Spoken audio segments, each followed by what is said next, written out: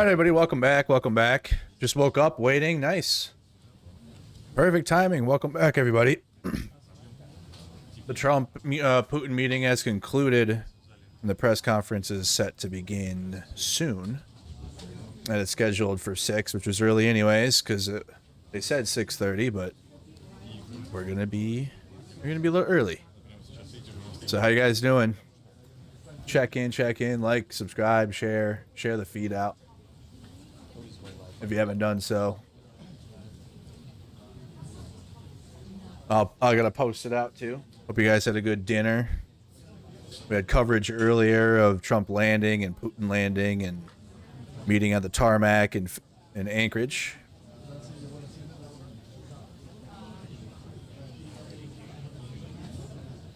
Put in the comments you guys are tuned in from while we wait for the presser.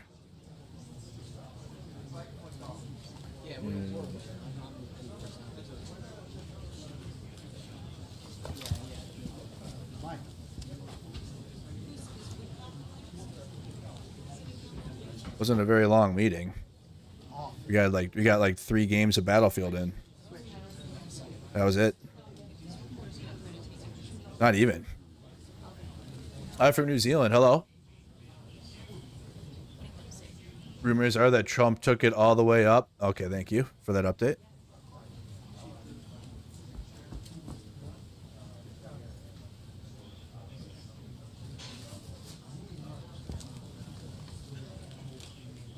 Thank you for that update. I'll be giving you guys updates in a moment while we're waiting for the main one. Knoxville, Tennessee, good to have you. How you doing, Knoxville? We got St. Paul, Minnesota. We got Adelaide, South Australia tuned in. Good to have you. Sharing this out. We have community groups, guys. We're a community. Shout out to the Renegades. We just passed 12,000 people in the Facebook group too, by the way. Let's go, W. We got to get our Discord numbers up. People join for like 5 minutes and then leave. And then they come back and I see it. And then they leave again. It's like, why? But you should join the Discord. Let me post this out. What up, Minneapolis? Hello, Barry. Hello.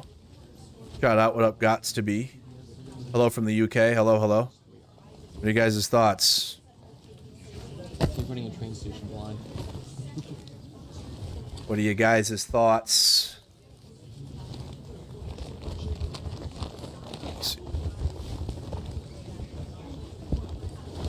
Little old England.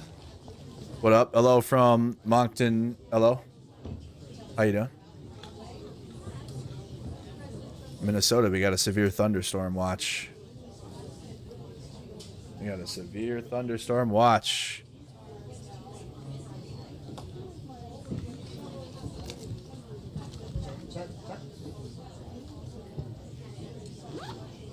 Yeah, my bad. Yeah, my banner's from earlier today. Ignore that. Just ignore it.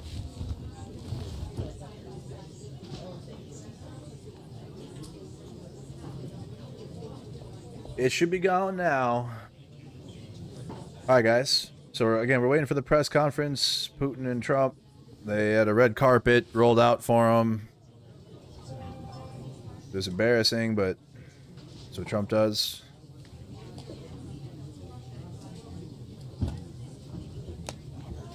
I think I'm posted out. Cobra. Yeah, I think I'm posted out. It's a 3G, 4G phone. It'll work better. Live on Facebook, YouTube, and Twitch, guys. Facebook, YouTube, and Twitch. I'm Bluetoothing into my thing, but thanks. Yours. Usually do a Putin's Dmitriev. The talks went remarkably well. Nice. What are the new cell phones? Yeah, I do have that cable. I just in the middle of it now. Yeah, it's fine. The flip phones are on the hold. Russia's Dmitriev says talks were excellent. Great.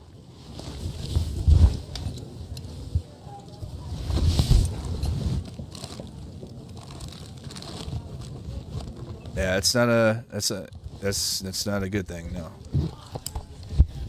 The Russians are happy, then it's not good, obviously.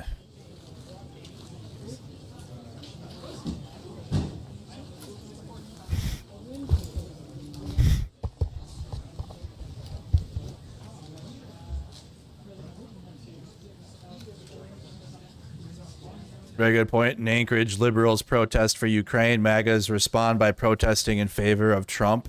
Not a single demand or issue on their signs and flags, literally just Trump's name.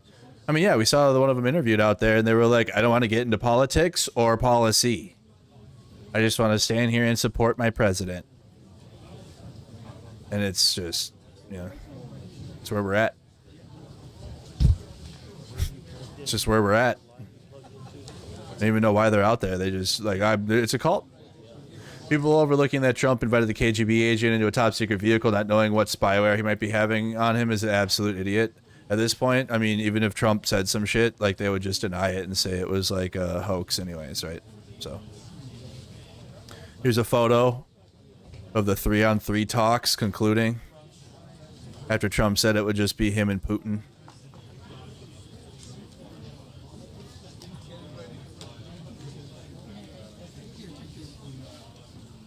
National Guard still on site in D.C. They're fenced in like monuments. They're all fenced in like they're one of the monuments. Sorry? They're all fenced in like they're one of the monuments. Oh, yeah. It's so stupid. I mean, they're the tourist areas. If they want to be busy, they can go pick up the trash. Go pick up the trash, he said. Like, we're already visiting. Go pick up the trash. She's had it. Yeah, she's had it with the National Guard out there. Dang, told them. Military, go pick up the trash, dude. Because they're just standing there.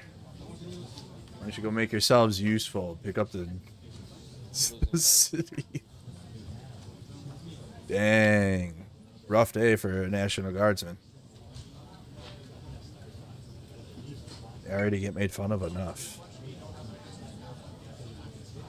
Yeah, you got civilians doing it. Jesus.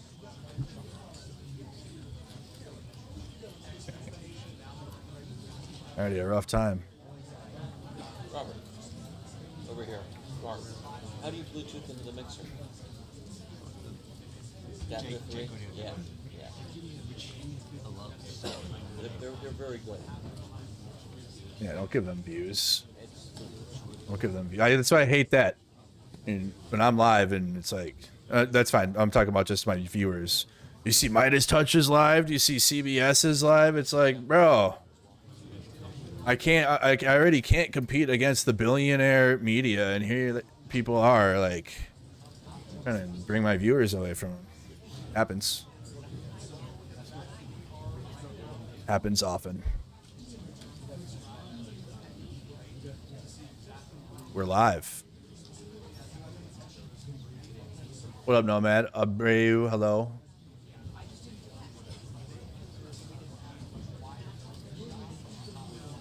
Still watching my daddy Trump. Wow. I mean, he's the president of the United States, and he just met with the Russian president of the United States, and an American president hasn't met with the Russian president since 2019. So, I mean, we know you're dumb. Yeah, we know you're dumb. Are we Team Trump today? Absolutely the fuck not. We're not. There will never be a day in which me and the majority of my community are Team Trump. I'm telling you that now. Thank God. I had to fight that off at the start of my streaming career. Almost had it, though. Almost had it. Unfortunately, for bad reasons.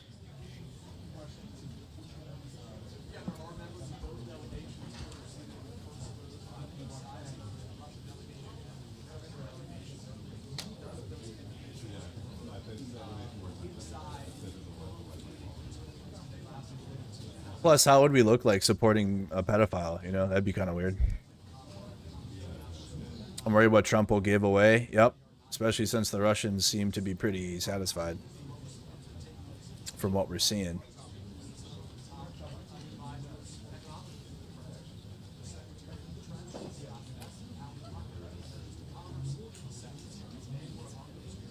Sure, it's definitely not a coincidence. Okay. Underestimate Ukraine. President Putin, will you stop killing civilians? Maybe. Well, if he makes me.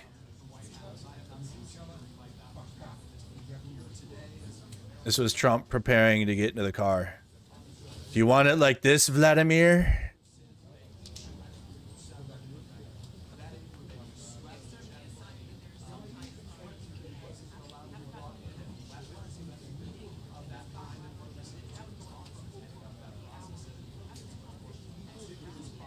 Pursuing peace with the guy that started the war.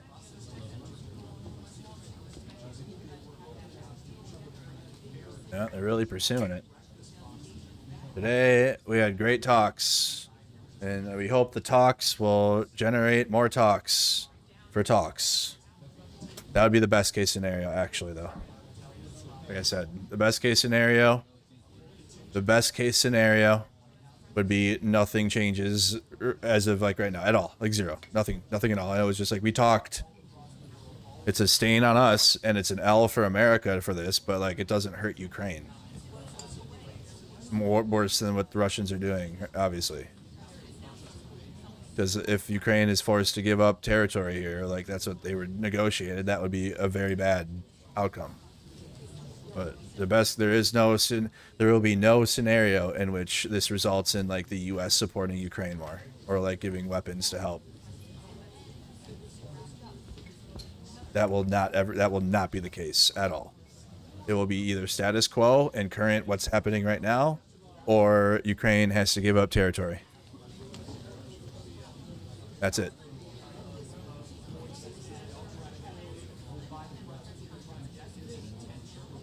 Yep. You don't get why Zelensky isn't there? Because, I mean, it's Trump and Putin and they're friends. And Trump is connected to Russia. That's why. And Zelensky is politically connected to Democrats, because that's how the right-wing media framed it.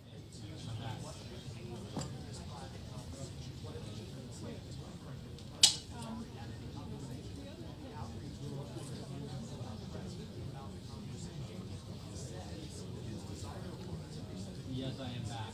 Still in the spot.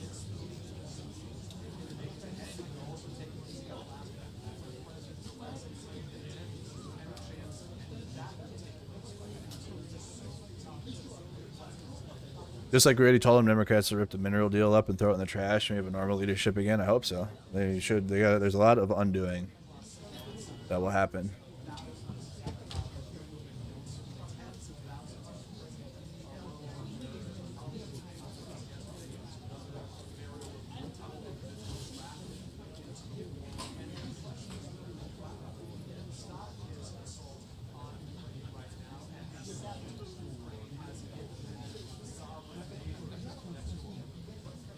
See if there's anything posted new here. Okay, they're hosting a...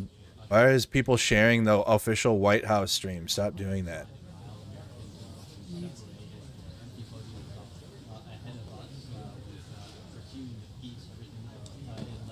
Oh yeah, Brian Krasenstein's had a good one. I had to repost it.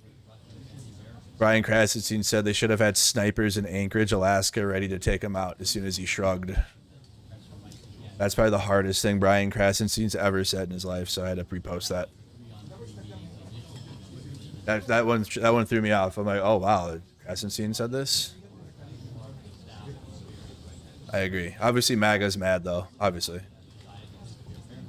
The outlaw patriot. Is Krasenstein calling for of a foreign leader? In my opinion, U.S. government should have taken care of him. Based. You didn't really suggest that we kill Putin. I did. Based. Assassinating a leader of a nuclear power we are not currently at war with? Fuck it, let's go out with a bang. New York will get wiped out quick. Constitutional conservative, ex-MAGA, Reagan Republican. Yeah, that's why these Reagan Republicans are just as fucking useless or whatever. Everyone says they're a Reagan Republican. That run. They're not different. They're like the OG version of what we have now.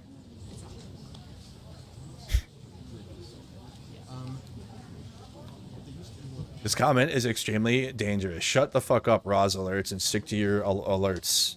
Shut up. Stick to your news postings.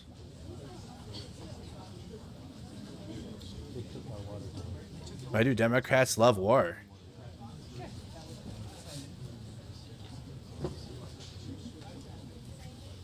You've been reported to need to be arrested.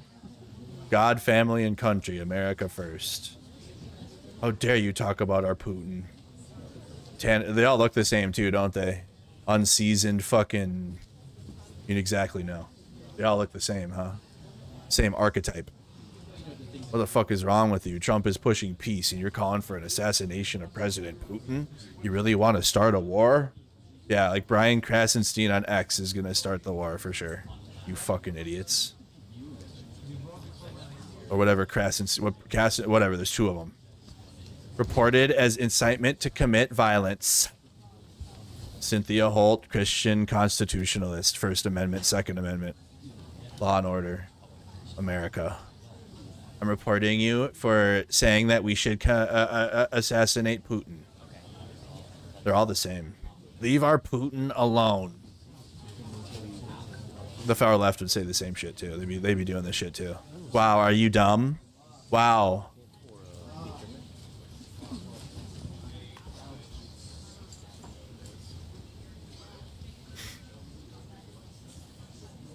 I endorse that, by the way. Absolutely, 100%. What kind of American are you? What kind of American are you if that's like not your take on this situation? Embarrassing. You'd have been fucking useless in the Revolutionary War. You'd have been polishing my fucking boots. And I would be talking down to you.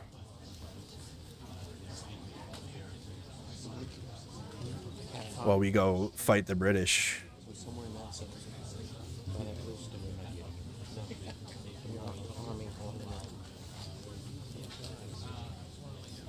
Yeah, they gave Putin like a chode mic, and then they gave Trump a skinny one. So I don't know what's going on there.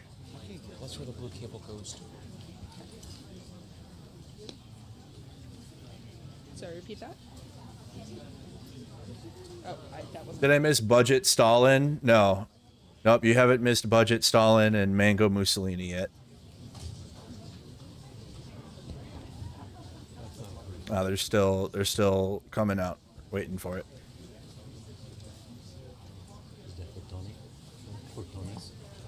Okay, well then. You think he said Andrew needs a safety meeting for what?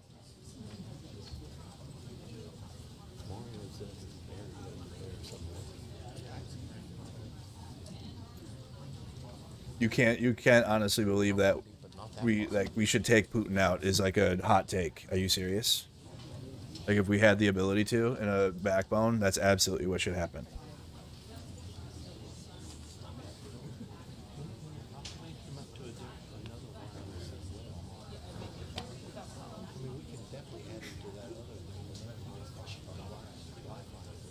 Yeah, the other Wi-Fi is totally dead. Isn't working. Or bring him in and bring him to Europe. Or arrest him and bring him to Europe if you're scared of that. Bring him to the ICC. That could be something you could do. America doesn't fall under the ICC, obviously, but we could arrest him and bring him to Europe for trial. Either way. I've been off air for a long time. I was live earlier this morning. We were live yesterday. I took one day away. It was live Tuesday, Monday.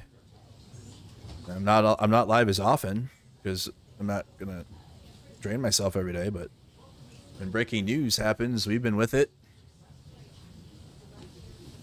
Also I've been live on the ground. Gotta join the Discord server.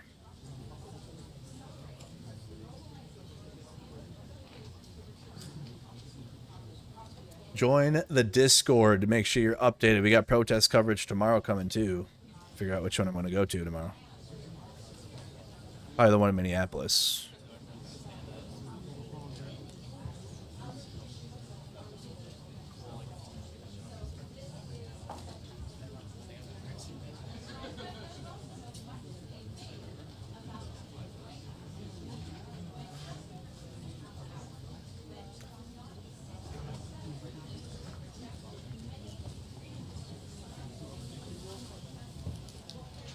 Nothing new yet.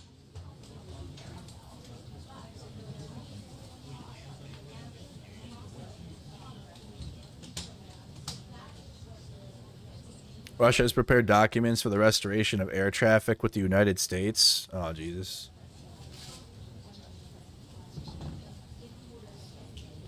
Oh, boy.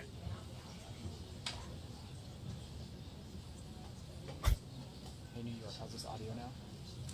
It's good. New York says it's good. How's this audio with Kelly now? I need to go closer to her. What up, Netherlands? How you doing?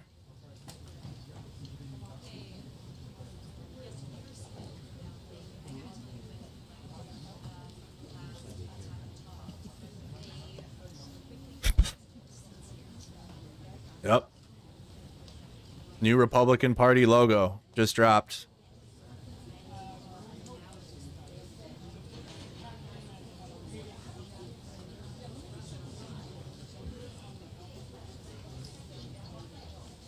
That's a good one.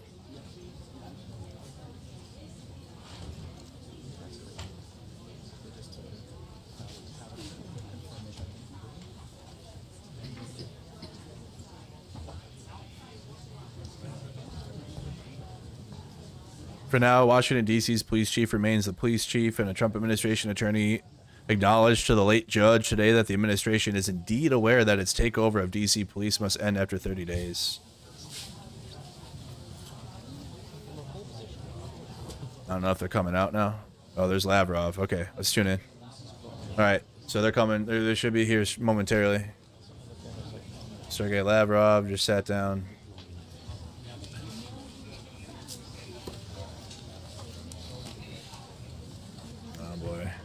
Oh, it was more than that's fucking Susan, whatever her name is. It was more than just Rubio and Witkoff.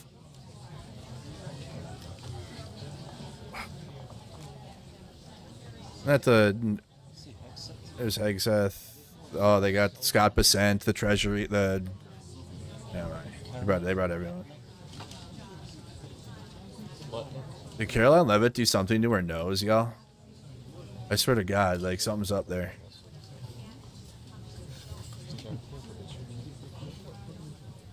Let's see, What do you hope to be surprised? Like, what could be surprising? Right? What would be a positive surprise out of this? Honestly, what could be something that you would be like, dang, I'm hoping for that they just say they had talks and the talks were talks, and then we can all go, oh wow, look how embarrassing today was, and then we all go fuck off and go do something else.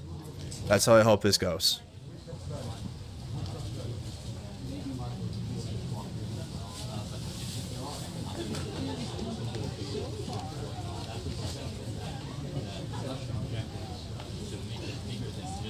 So you're hoping that Putin agrees to stop the invasion? I'm here to tell you that is not going to happen.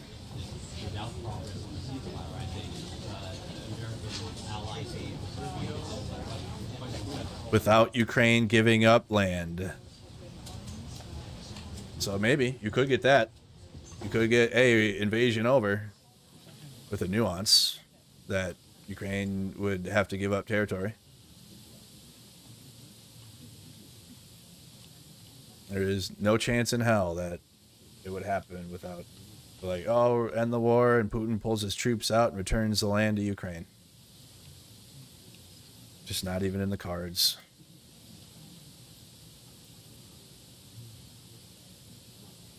Putin gets everything he wants.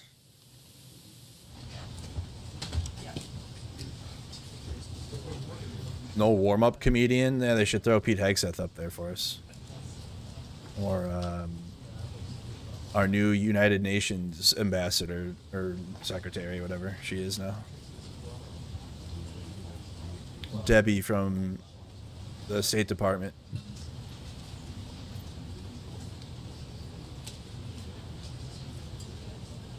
Ladies and gentlemen, the President of the United States of America and the President of the Russian Federation. Oh boy.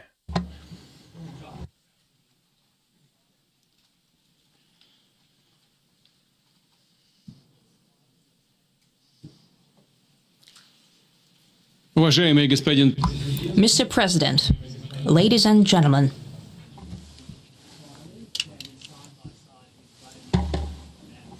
Уважаемый господин президент, дамы и господа, наши переговоры прошли в конструктивной и взаимоуважительной атмосфере.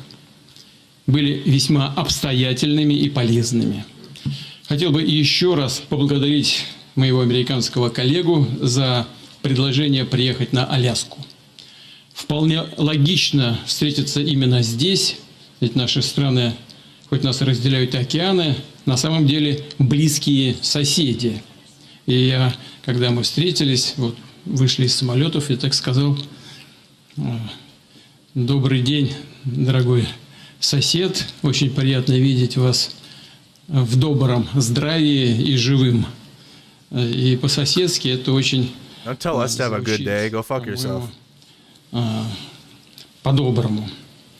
Нас разделяет только Берингов пролив. Да и то, там 2 острова, между российским и американским островом всего 4 километра. Мы близкие соседи, это факт.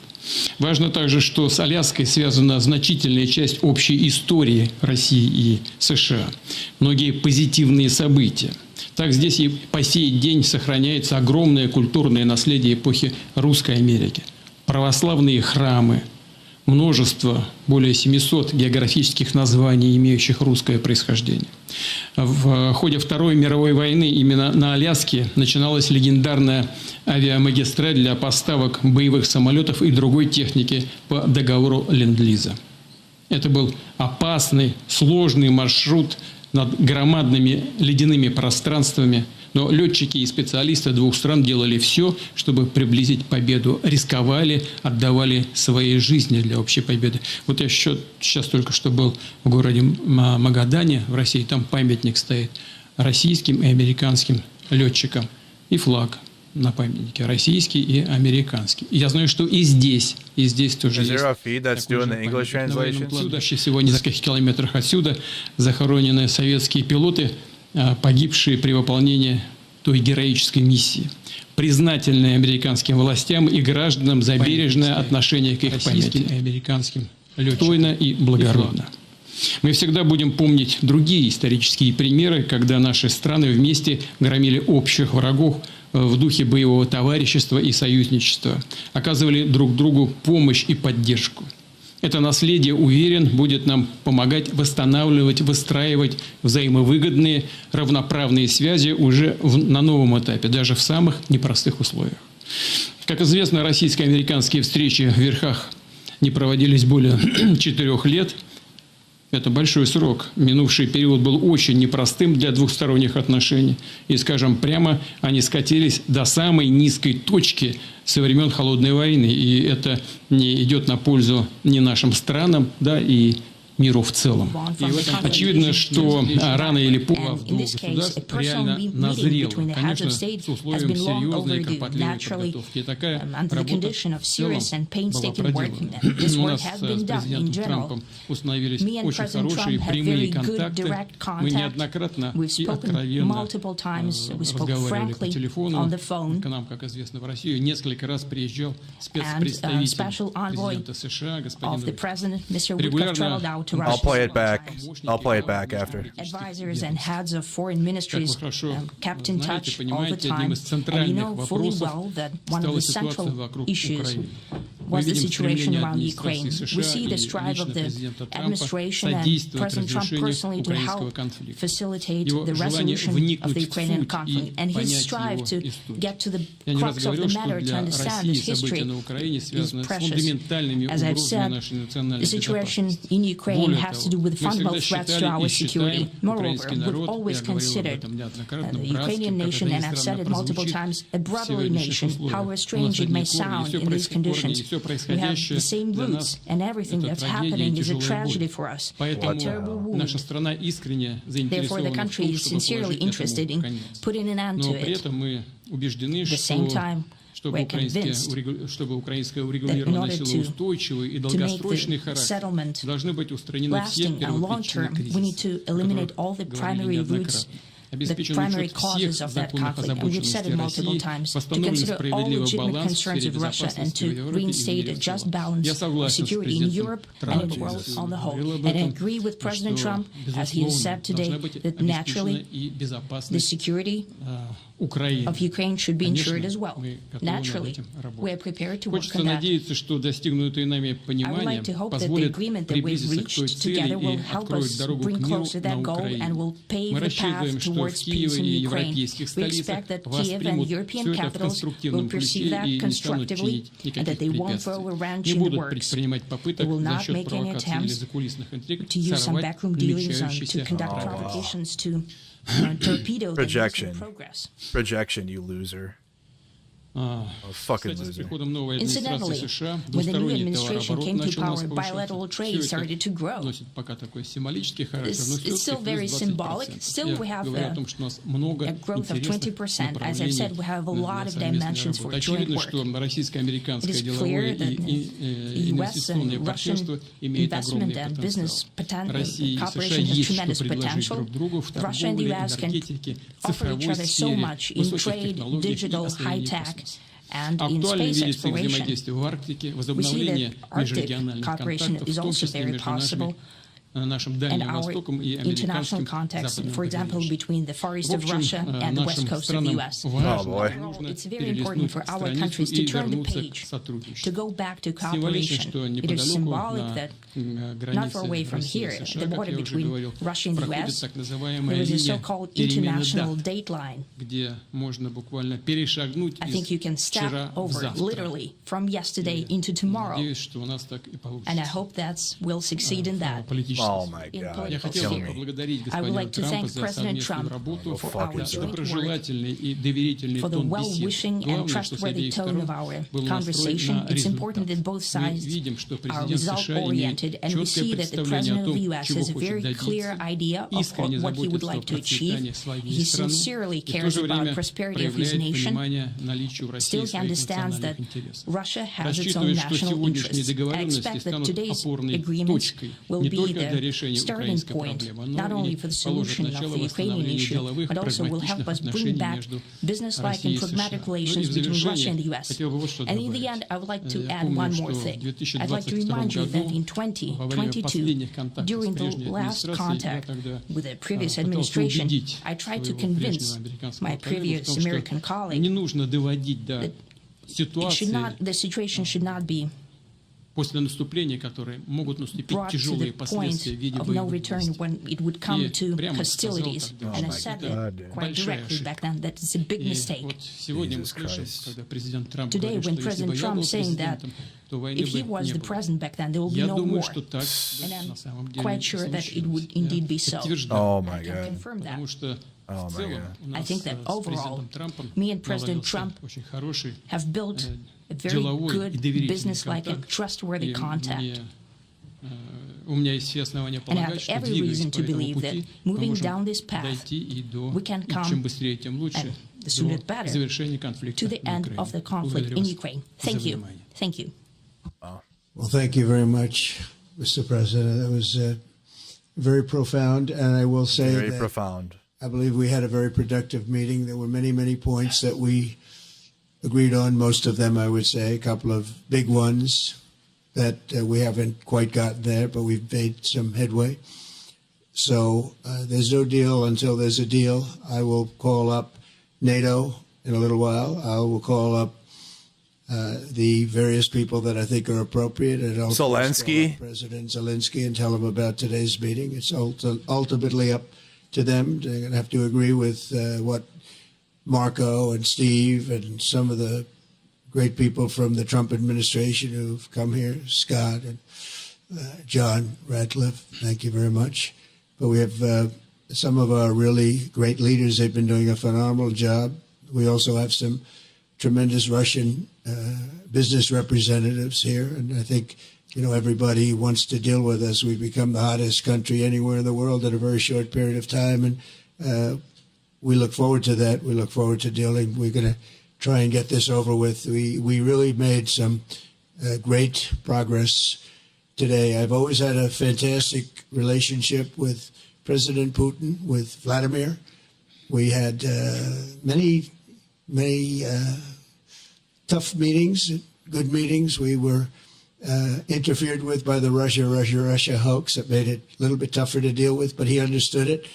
I think he's probably seen things like that during the course of his career. He's seen it all.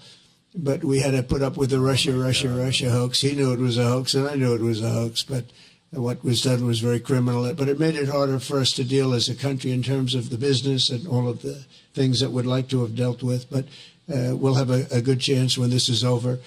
So just to put it very quickly, I'm going to start making a few phone calls and tell them what happened. But we had an extremely productive meeting, and many points were agreed to. Like what? There are just a very few that are left. Some are not that significant. One is probably the most significant, but we have a very good chance of getting there. We didn't get there, but we have a very good chance of getting there. I would like to thank President Putin and his entire team, who I know in many cases, other than that, whose faces I get to see all the time in the newspapers. You're almost as famous as the boss. But especially this one, right? Lavrov. But we had some good meetings over the years, right? Good, productive meetings over the years, and we hope to have that in the future. But let's do the most productive one right now. We're going to stop really 5, 6, 7,000, thousands of people a week from being killed, and President Putin wants to see that as much as I do. So, again, Mr. President, I'd like to thank you very much, and we'll speak to you very soon and probably see you again very soon. Thank you very much, Vladimir. Next time in Moscow. Oh, that's an interesting one. I don't know. I'll get a little heat on that one, but I could see it possibly happening. Thank you very much, Vladimir. And thank you all. Thank you. Thank you. Thank you so much. What a bunch of fucking nothing. What a bunch of nothing. We did some things and talked about some things. Vladimir. Jesus Christ.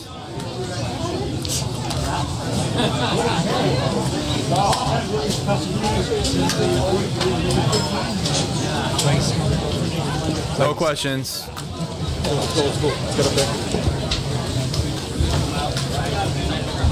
Well, actually, best case scenario.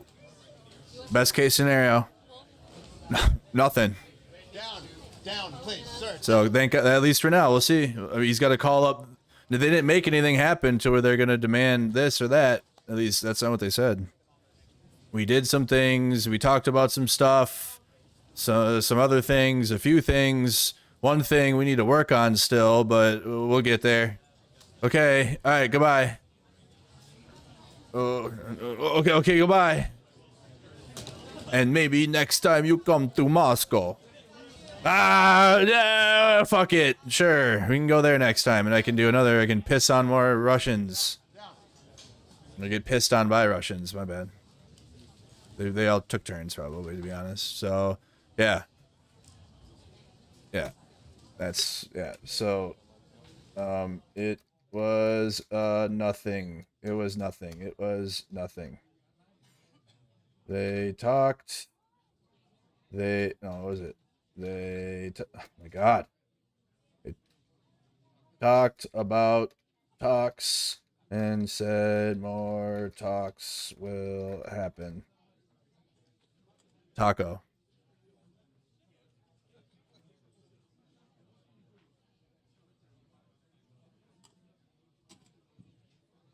They talked about talks and said talks will be talks, which I said would be the best case scenario. So, I mean, at least this means Ukraine doesn't have to give up land.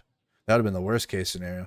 Worst case scenario out of this would have been the war is over and we are demanding that Ukraine and Kyiv give oblasts to Putin in order for there to be a peace. That would have been the worst case scenario, obviously. But yeah, Trump, that would have been bad. Well, you got people happy, maybe, because nothing bad is going to happen to Ukraine, at least out of that meeting.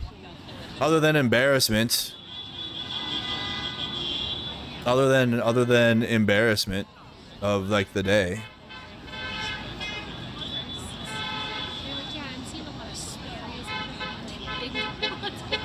I'm going to post that out really quick on my media page here.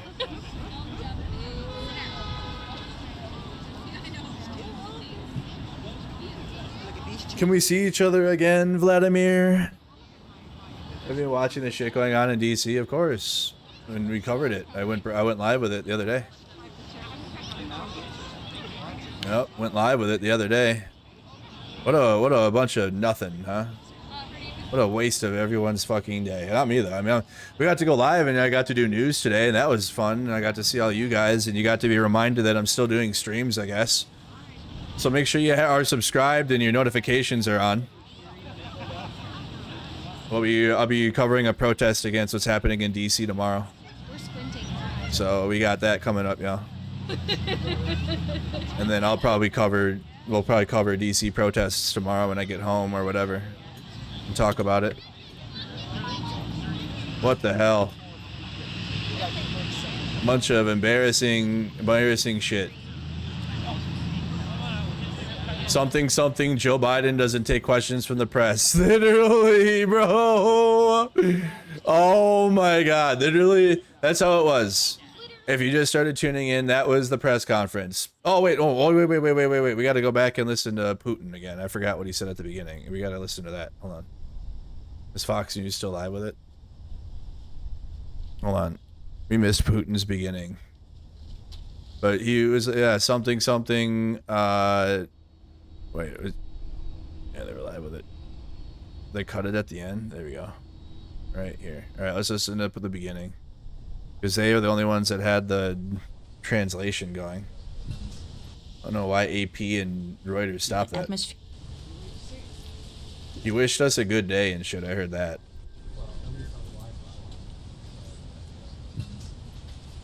But yeah, with the situation, and you said the situation in Ukraine, we can hope there be a peace and that... Ladies and gentlemen, the President of the United States of America and the President of the Russian Federation. And that it's up to Europe and Ukraine and shit. And it's just gaslighting. And then Trump afterwards.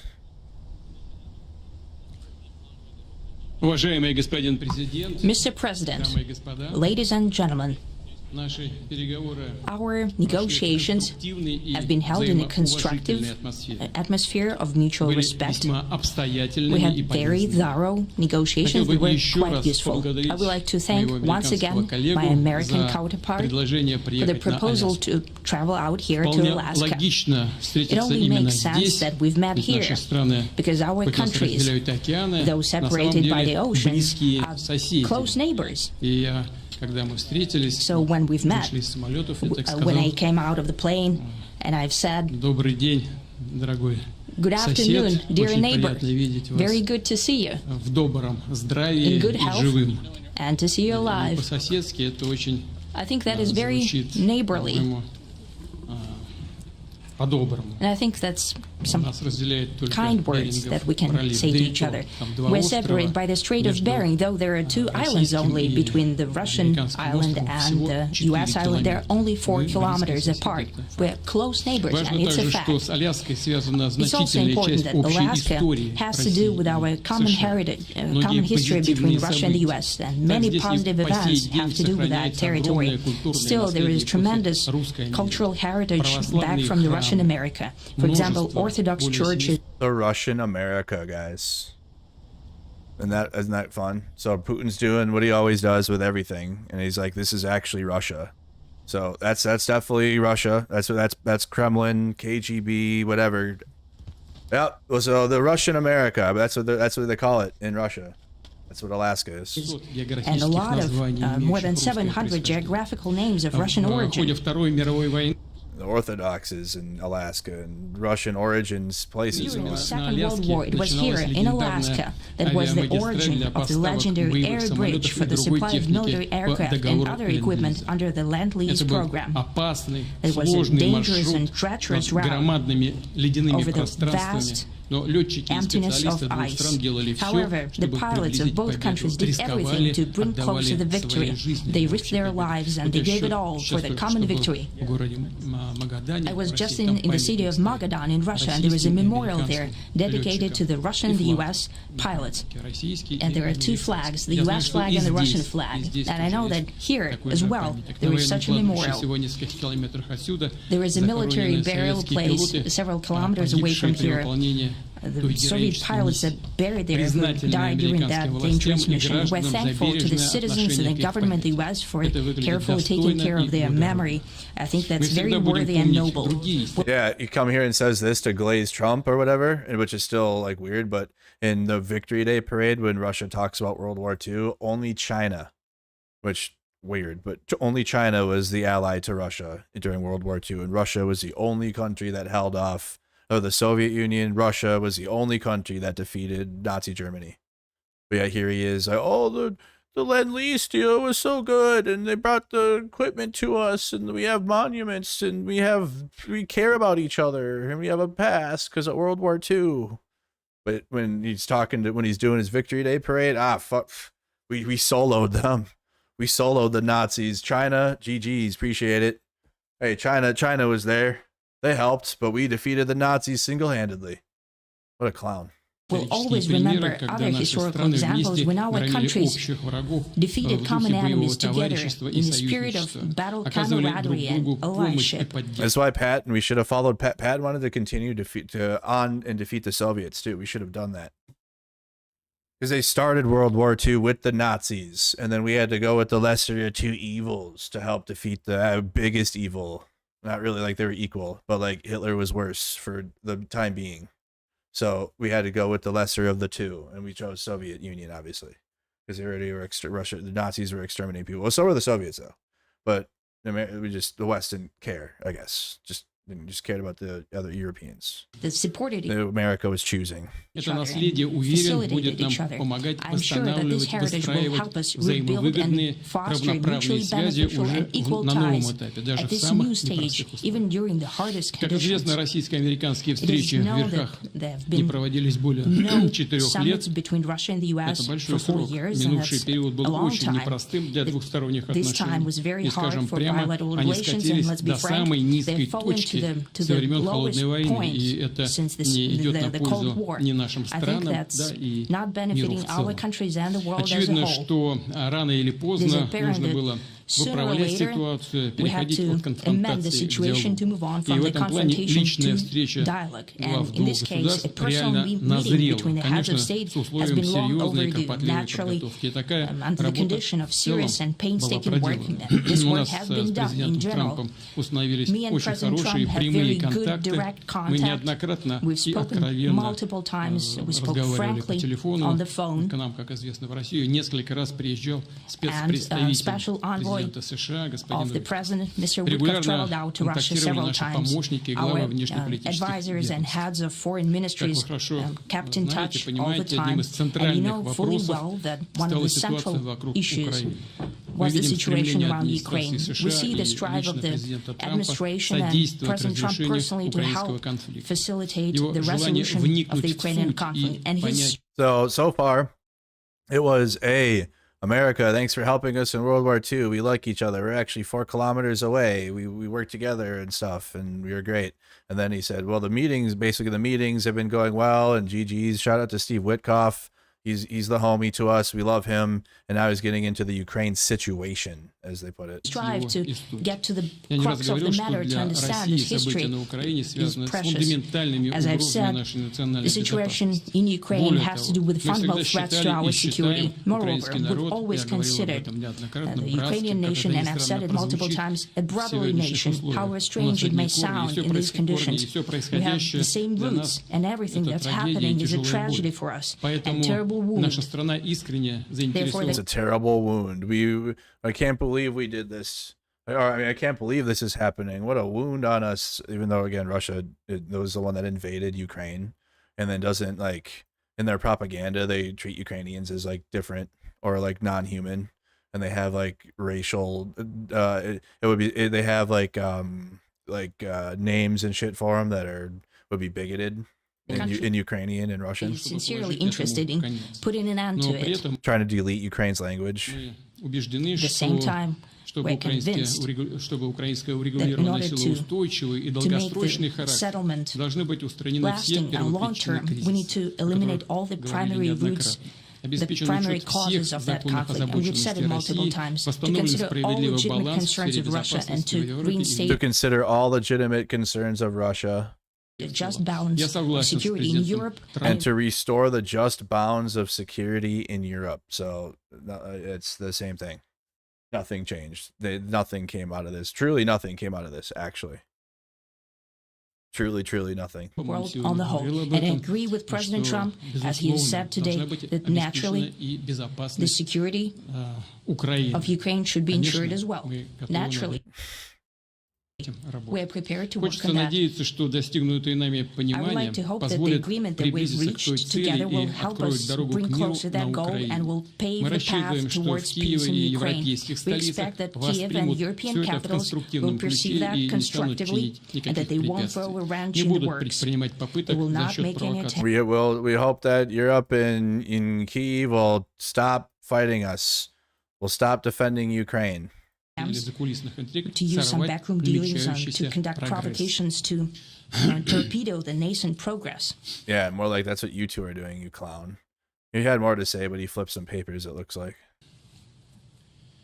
Yeah, he had more. He stopped abruptly there, but he had more to say. He cut it short. Incidentally, when the new administration came to power, bilateral trade started to grow.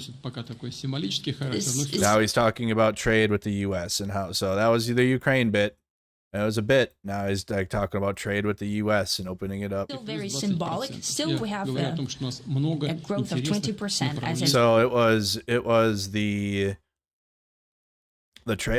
peace talks he's talked about. He did historical revisionist connections of World War II to America, and then it was how great the talks have been, and then it was the Ukraine situation, and now he's going to talk about trade deals with the U.S. Said we have a lot of dimensions for joint work. It is clear that the U.S. and Russian investment and business cooperation has tremendous potential.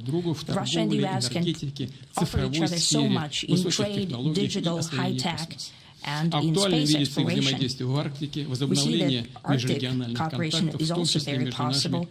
And our international context, for example, between the Far East of Russia and the West Coast of the U.S. Overall, it's very important for our countries to turn the page, to go back to cooperation. So he wants to trade with the West Coast of the U.S. and have shipping lanes and trading partners of the West Coast of the U.S. That not far away from here, the border between Russia and the U.S., there is a so-called international date line. I think you can step over, literally, quickly from yesterday into tomorrow. And I hope that we'll succeed in that, in political sphere. I would like to thank President Trump for our joint work, for the well-wishing and trustworthy tone of our conversation. It's important that both sides are result-oriented, and we see that the President of the U.S. has a very clear idea of what he would like to achieve. He sincerely cares about the prosperity of his nation. Still, he understands that Russia has its own national interests. I expect that today's agreements will be the starting point, not only for the solution of the Ukrainian issue. So today's talks are the starting point. I thought the starting point was... So today's the starting point, not when Trump said he was going to take office. Not what have they been doing? What have they been doing of all the Steve Witkoff talks and the other guy, the other old bastard? Today is the starting point. So truly nothing, actually, like for sure, definitely nothing. But also will help us bring back business-like and pragmatic relations between Russia and the U.S. It's hopium and copium. And in the end, I would like to add one more thing. I'd like to remind you that in 2022, during the last... Oh, and then they got to add the bit in for MAGA propaganda. Trump told him this probably, or his team did. So they got to do the MAGA propaganda. See, even Putin said that Biden is why he invaded, and he would have never invaded if Trump was president, even though there were already troops in eastern Ukraine while Trump was president the whole time, and they were attacking Ukraine inside of Ukraine. Because Russia invaded Ukraine first in 2014, took Crimea and the Donbass, parts of the Donbass. And they continued to attack civilians and try to advance. It was like smaller battles than what we have in the full scale and what we have now, but they're still fighting out there. They call it the old war now. They're out there. Oh, whole Trump president. When Trump was president, I sent them javelins. Ukraine wouldn't have won without my javelins. He says that too. It's a bunch of bullshit. It's literally a bunch of bullshit. But yet somehow Biden started the war. But yet he's like, I sent javelins before Biden became president. Contact with the previous administration, I tried to convince my previous American colleague that the situation should not be brought to the point of no return when it would come to hostilities. And I said it quite directly back then that it's a big mistake. Today, when President Trump is saying that if he was the president back then, there will be no war. And I'm quite sure that it would indeed be so. I can confirm that. I can confirm that. Me and President Trump have built a very good business-like and trustworthy contact. And I have every reason to believe that moving down this path, we can come, and the sooner the better, to the end of the conflict in Ukraine. Thank you. Thank you. No, just a bunch of bullshit. A bunch of bullshit with MAGA propaganda sprinkled on top just to give them something to chew on for a while. Because they will chew on it. They will be posting about it. I already got on one dude. Well, I don't even know why I follow this dude anymore, to be honest. Where'd it go? Hot take after Putin says only because it was Joe Biden office. Hot take to believe.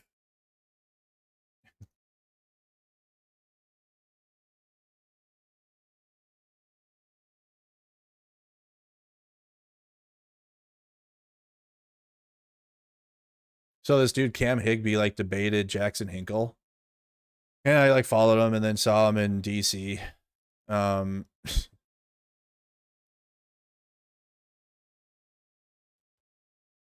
Like that's wild. So, and he's gonna respond.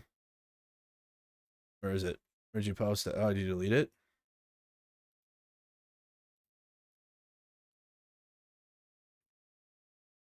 Oh no, he goes, breaking. President Putin says that if Trump would have President Putin in 2022, there would be no war and he would never have invaded Ukraine. We knew this, but for them to actually say it highlights the weakness of the Democrats in the previous administration. And this fucking clown debated Jackson Hinkle because Jackson Hinkle was like they're just a bunch of grift, and he's like an Israel dick suck too, to be honest. I've noticed it. So, and And I said, if you believe this, if you believe Russia on this, it's clown behavior. Remember when you debated Jackson Hinkle on this? If you adopted his politics too. Oh no, they're all fucking losers, dude. Just brain dead. Rest assured, Trump will now head to Moscow too. Oh yeah, that will happen. Even though Putin didn't come to Washington D.C., militarized it up and everything for what? Not for Putin, because of Americans. That's why. Trump will militarize Washington D.C., have the guard patrolling the streets and the feds patrolling the streets, not because Putin came, but for Americans. While meanwhile they go meet in Alaska. They go and meet over here. But Trump will go to the Capitol, or not St. Petersburg. Trump will go where Putin is. Jesus Christ, dude. Just an embarrassing day. President Trump did not look pleased, a little annoyed with Putin's lecture on pseudo-history. I mean, he looked like he was struggling to stay awake, to me. Looked like he was struggling to stay up. Oh, Jesus. Big productive nothing. Why do they even bother?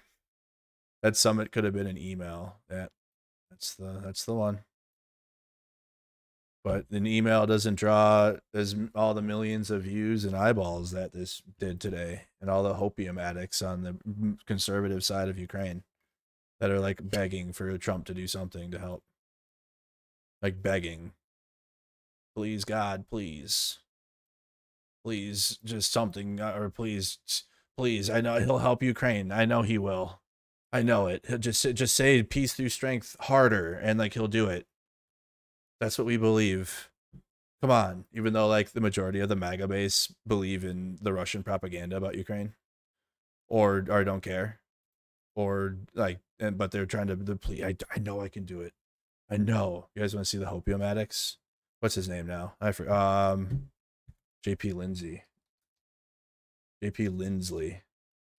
MAGA here. I know you're still watching. Just so you know, and you guys have propagandists on your side that are for Ukraine. Did you know that? Here's one of them. Look at talking to Ben Shapiro to try to convince him how good Ukraine is. Urgent words for now. Our task is to see that. I want to see how the pro-Ukraine maggots are acting. Our task is to see that aggressors understand plainly that the capacity and the resolve of the West would deny them victory in a war. Okay. Wow. Appeal to Margaret Thatcher, I guess. That's a play. Trump, it seems, is on the phone now with Zelensky after meeting with Putin. Press conference after. Notable how most media missed the optics and sheer power of the stealth bomber flyover Trump arranged over Putin. The same stealth bomber that hit Iran's nuke places. Wow. Yeah, you missed that. Did you see that, media? See what Trump did? Meanwhile, the cameras like didn't even show it. Like you had to look at a clip that wasn't even posted. It was like, what's that? It's a loud plane. Putin was looked up. It was confused, and then like they stood on the stage together. On August 13th, Trump said if Putin doesn't agree to stop the war today, while the meeting transpires, lest we forget, there will be severe consequences. Look at they're holding on. This is a pro-Ukraine MAGA. They exist. I'm here to tell you. MAGA, did you know that? And they're the worst. To stop the war after they're the worst. Yes, they will. Yeah. What will the consequences there will be consequences. Sanctions, tariffs? There will be, I don't have to say, there will be very severe consequences, yes. And so then that's like, that'll feed the pro-Ukraine maggots for like, then they'll just feed off of that clip. Oh, remember that time he said that there will be consequences for Putin? Oh boy, I love that. Oh, hey, liberals, how about that? Huh? How about that offering?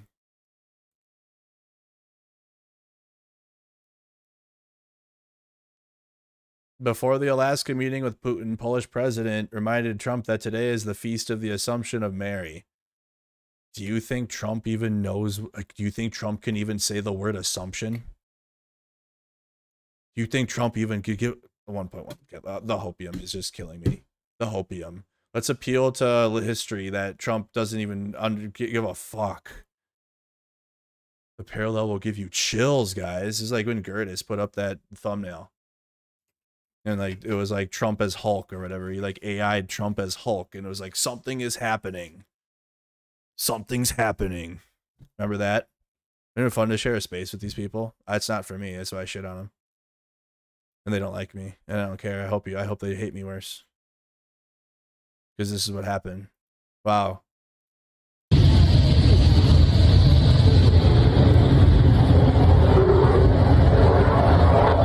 You know what would have been cool is if like a payload was dropped. That would have been cool.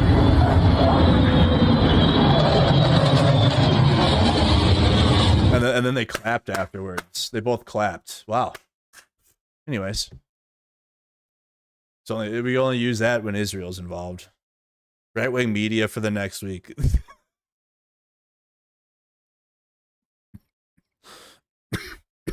And up their asshole too. They get DP'd. They get DP'd for sure. Report Krasenstein for the direct threat of Trump to the Secret Service.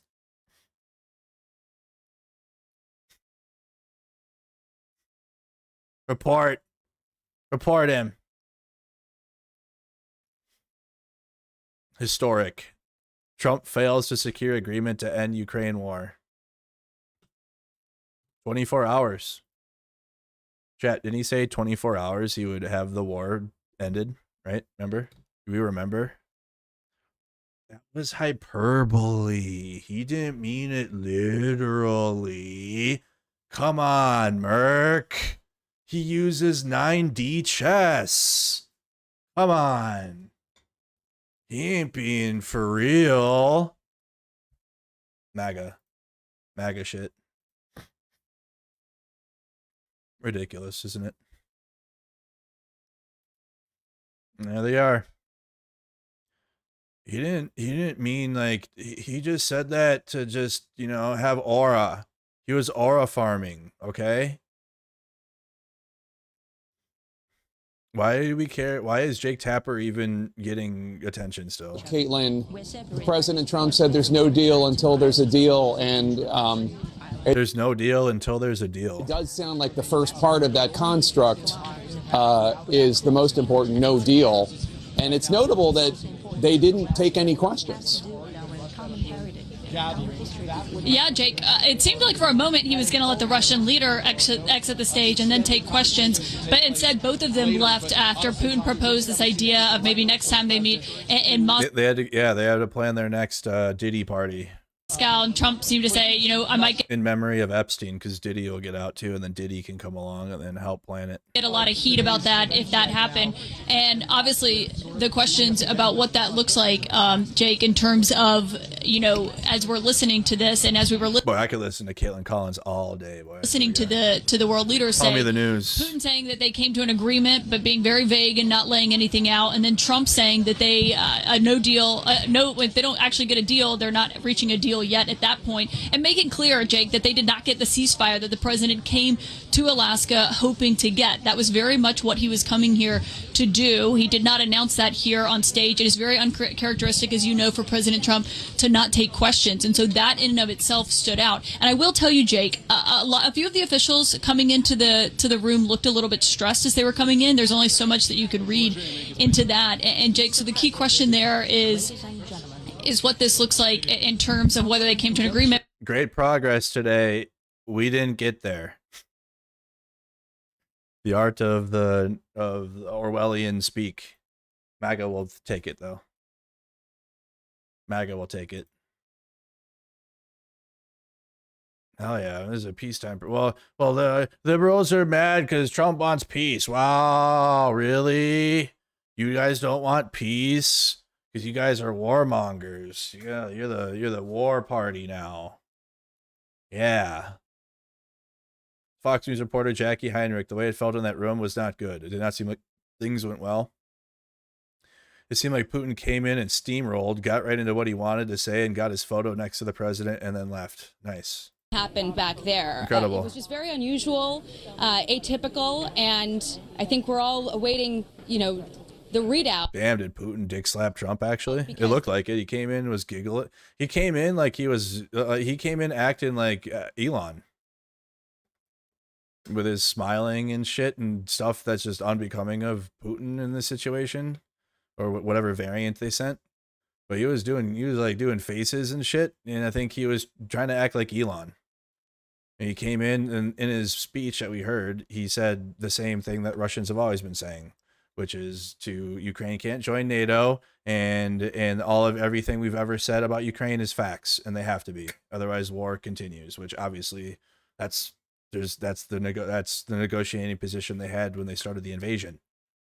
So nothing's changed. So what a weakness! You roll the red carpet out for him, and then Putin dick slaps Trump.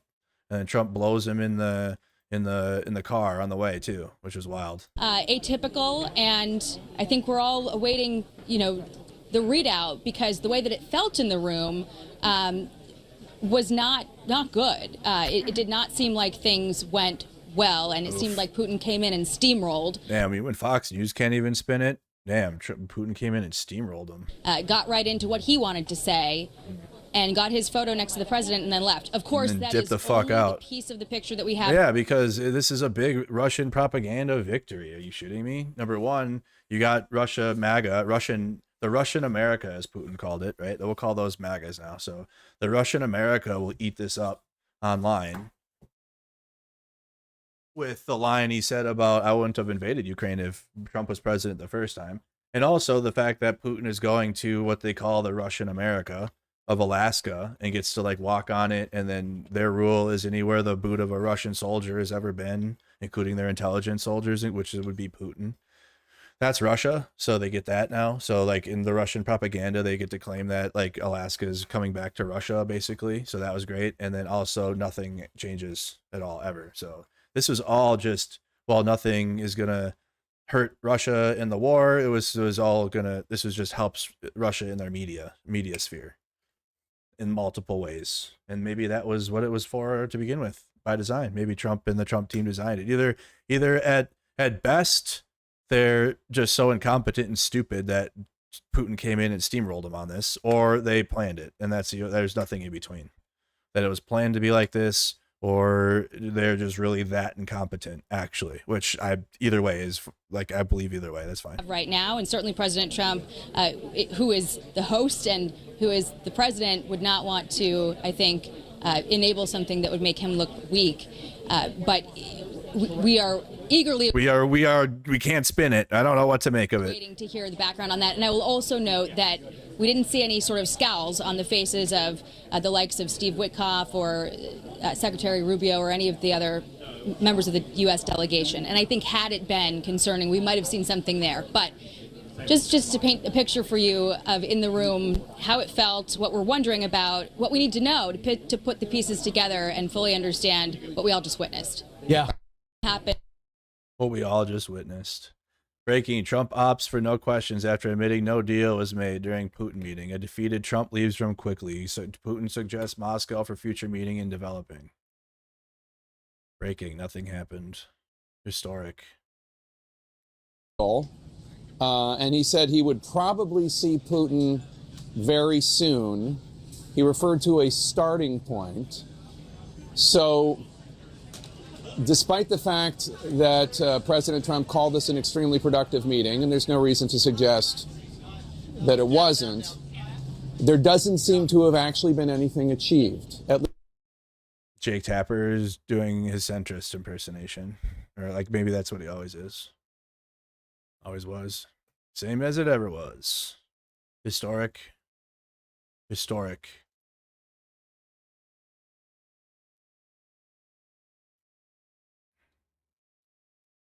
Oh, yeah, if you General Hospital star Tristan Rogers, rip. You guys watch General Hospital back in the day?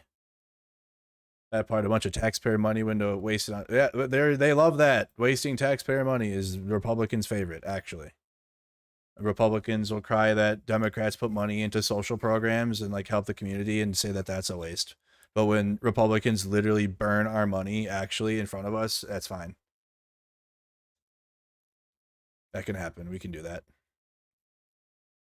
My friend in professional, let me see, hold on. My friend in professional terms, this is what we call laying your manhood squarely on the table for all to see.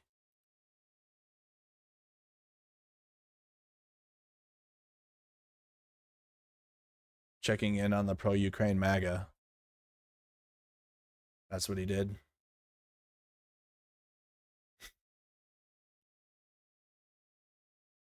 Trolling and strength are both languages that Putin understands.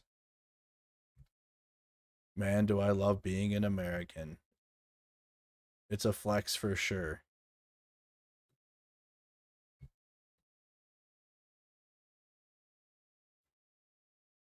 It's shit we gotta deal with, y'all.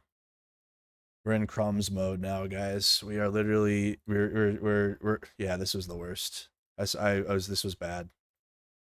That's a good propaganda picture too. American uniformed soldiers on their fucking knees for Putin. Laying out a red carpet for him. This was the worst day for, like, it'll be bad. Like, it'll be, nothing came of it, but just expect the media space to be loud here. It's gonna be so loud for Russia. It'll hit the right-wing media somehow. It'll be mostly focused on Biden. And that how Biden, Putin said today that it's Biden's fault, but this was a major L right here. On their knees for Putin, rolling out a red carpet. You can't. The headline writes itself. You don't even need to try for that one. Russians will literally like do AI generated shit to make shit happen. You don't even have to do that this time. You just give it how it happened.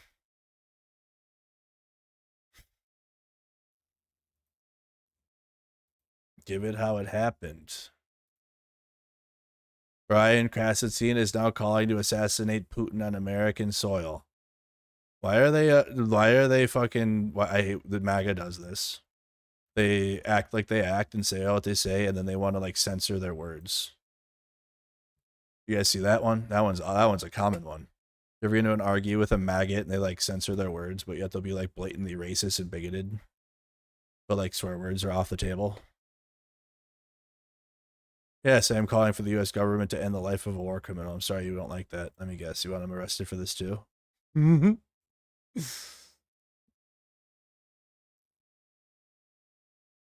Oh, here you go. From Marge. That's what she said.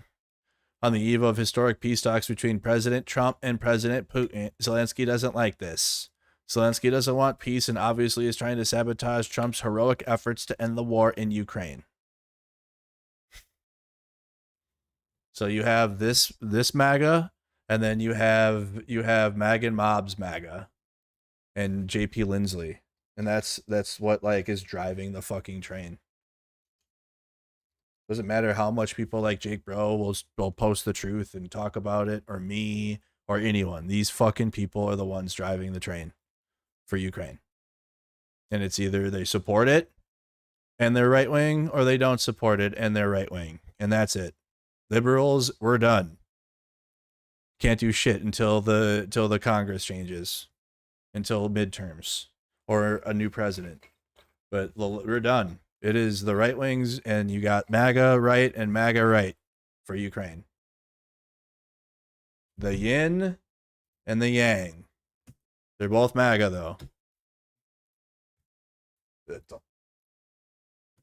I hate it. Worst space to be in ever. And for me, I can't just put my head in the sand and like pretend, oh, none of this happens. I'm just gonna. Which obviously, if you want to do that, yeah, you're gonna do that. We can do that for you. If all the politics is just making my head hurt. Don't worry. Here, you can do this. I'll pull the link open here. You can do this. We got a fundraiser to support Ukraine going for 10 FPV drones, and we're at $444. $444. Okay, Ready Drone 1 Ambassador Edition. I joined Dizga's Pod to raise funds for an IF for 10 FPV drones. They asked for 1, and I said we'll do 10. We're supporting the 2nd Galatian Brigade. Since the beginning of the full-scale invasion, the 2nd Galatian Brigade has been fighting the occupiers in the hottest spots of the Donetsk region, participating in the defense of Vuhledar. The brigade holds back the occupiers' offensive on the outskirts of Pokrovsk for the 2nd year in a row. The enemy is trying hard to break through the defense. To prevent this, we need your support. The FPV drones will be used in the Pokrovsk direction, which that is the hottest, one of the hottest spots of the war. So we will be directly helping in defending this right now. This is where the drones are going that we're fundraising for. If you guys that have supported in the past want to do it, it'd be great. Okay. A lot of the Jake Bro pulls off $1 million fundraisers like all the time, like it's nothing. So if you guys could help out and support this city right now, which is literally under siege. Okay. This is where we're supporting. Russians are coming from there. They're not in Demonigrad yet, but they're getting closer. So they're heading that way. They are into Pokrovsk right now. So they already are partially in there, but this whole pocket is being advanced. So we're supporting the units that are literally like in the thickest of the battles, and we always have, and like that's what we focus on. So that is where that is going. I'll put the link to that in the where is it? I'll put the link to that in the chat now. Also the description. If you would like to, let me see, support Ukraine, or share this to other people too.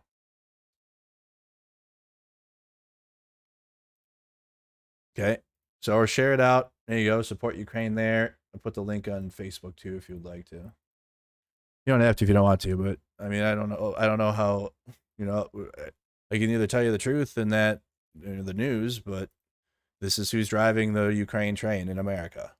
It's the Marjorie Taylor Greens and the JP Lindsays, which are both MAGA, but one side supports Ukraine and one side obviously doesn't.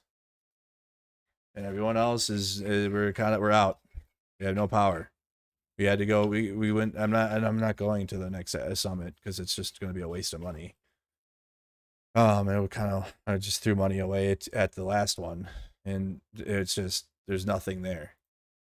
There's nothing there to support Ukraine with at the action summits other than like going to do talks, and I can do that at home. So I don't think I'm going to the next summit. Or I'm not going to the next summit. We'll just put it that way. It's just I want to save my money. We got shit going on domestically in the US. Washington DC is under siege from Trump. We got a lot going on here. So, and it's just that's where we're at with it. Marjorie Taylor Greens versus the JP Lindsays. And I hate both of them, and I'm expected to just shut up and continue to support Ukraine. And I can't, it's getting tiring, or it's beyond tiring, actually. Like, I'm over it, but I'll support Ukraine in my own capacity and continue to shit on MAGA. I don't care if they support Ukraine or not. Here's the other one. This was the biggest one. Where'd he go? Where is David D? Where is David? David D. There he is. Biggest pro-Ukraine maggot until like recently. Putin, Ukraine is a brotherly nation. We need to remove all the primary cause of the conflict. This isn't exactly filling me with confidence that Putin has shifted from his key objective of the war. Oh, it hasn't convinced you? You're not convinced?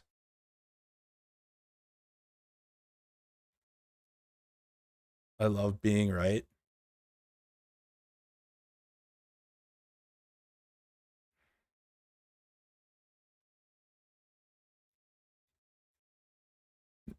Nothing about the meeting. What a swing and a miss. Okay, here it is. Failed peace summit.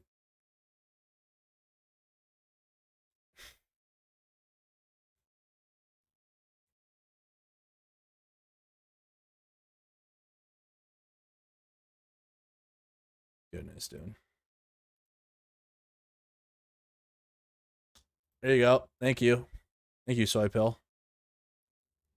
If I'm president, I will have that war in Russia, Ukraine settled in one day, 24 hours. Remember that. Never, ever, ever forget. One day. And then with Israel and Gaza, he was going to have that solved before he even became president, remember? I'll have it solved before I even go into office at Israel. Meanwhile, he's talking about how he's solving conflicts in like fuck all places that it don't even matter, honestly. Many people, well, Jesus. I really thought Trump wrote this. This is Gavin Newsom. Many people are saying that Donald J. would consider giving away the free state of California to his best friend, Vladimir Putin, all because I, Gavin C. Newsom, stole the cameras this week with the maps. No, obviously not even the taco president could be that stupid, because as many know, California is the 4th largest economy in the world. We are #1 in farms. I love the farmers. #1 in building things, also known as manufacturing. And #1 in high tech, AI. We even have the beautiful Fort Ross, where the Russians already tried to steal California hundreds of years ago. Spoiler, they lost. And that was before my maps. He's calling them my maps. Even Florida Meatball Ron has less tourism than me. America would collapse without California, and not even Dummy Donald Tiny Hands could make such a disastrous deal. But if he ever tries to swap California to Russia, mark my words, there will be a big, beautiful consequences for him. And believe me, he won't like them. Thank you for your attention to this very important matter, GCN. Yeah, that's he's doing Trump posts, but like it's funny because it's like what he writes is there's truth in it, which is what makes it wild. Because California is #1 in building. They are #1 in high tech, obviously. They are the 4th largest economy in the whole world. So like when Trump does this, it's like projection and shit, but then like Democrats have facts with them so they can do it, and then it's truthful. But then MAGA will cope and say, really? This is, and it kind of works, because then MAGA will go, really? This is unbecoming of a governor. How could a governor say shit like this? And then it's an easy alley fucking oop dunk to be like, oh yeah? Well, check out your mans in the White House and what he's posting. Well, 2 birds don't, or 2 wrongs don't make a right. Go fuck yourself. Okay? 3 right, 3 wrongs will undo your wrong. I know that. How about that? We'll overwhelm your wrongs, and then just surround your wrongs with more. I don't know. I don't care. They're gonna be like, well, we're the only ones that can do bad. Only us. Oh my god. And also too, it's like Gavin Newsom. Like they don't have to really change like how Gavin looks really. Like they'll MAGA will do a picture of Trump like this, but obviously Trump is like 200 pounds heavier. At least maybe 250 pounds heavier, and that's like what Gavin Newsom's build is actually. Wow, this is pathetic to watch. From Patriot 1776. Patriot is pissed off. Patriots aren't happy. I would welcome Putin at this point. Newsom is that bad. I bet you would be surprised at how many Californians would take Putin over you. Yeah, and they need to be deported. Any American that said they would take Putin over an American politician need to be iced. We'll call it that. Huh? Like a double entendre. Send ICE after him. Get him the fuck out of our country.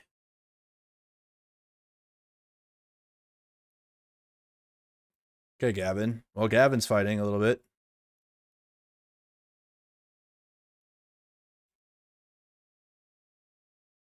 $19,000 likes. I swear a lot of the likes on this app are botted, dude. Of all the major right-wing accounts. Newsom reveals plan to end Trump presidency. If anything, I might encourage more people to get active. Like they can feel like they can end this presidency, which you can by, not like literally, he'll still be president until 2028, but like, if the Democrats win the midterms, it's over for his administration, just like it was the first term. Can't do shit. They have the full power. They'll be able to try shit, and he'll still do stuff, but like, and the Supreme Court will have his back. But Jesus Christ. But the Democrats will be able to drown him out in investigations and shit, and like they'll be able to stop bills at least. Bills won't get through, but he'll still try executive power shit that the Supreme Court said that it's protected. So he'll still have that, but at least the Democrats will have power to actually like do stuff in the federal level.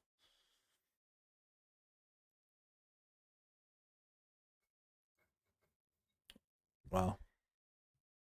At least the press got to take some shots at Putin. Yeah, I suppose. I guess they did that, didn't they? What a difference.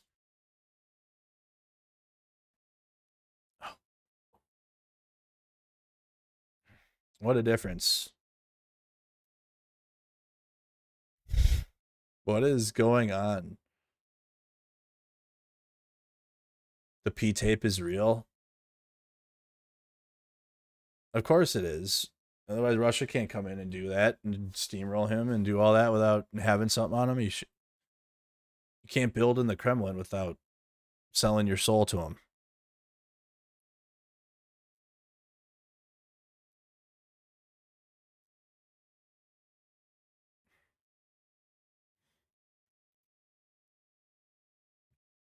Neville Chamberlain and Hitler.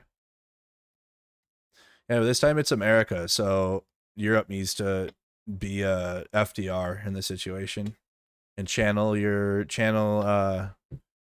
Churchill, for Christ's sake.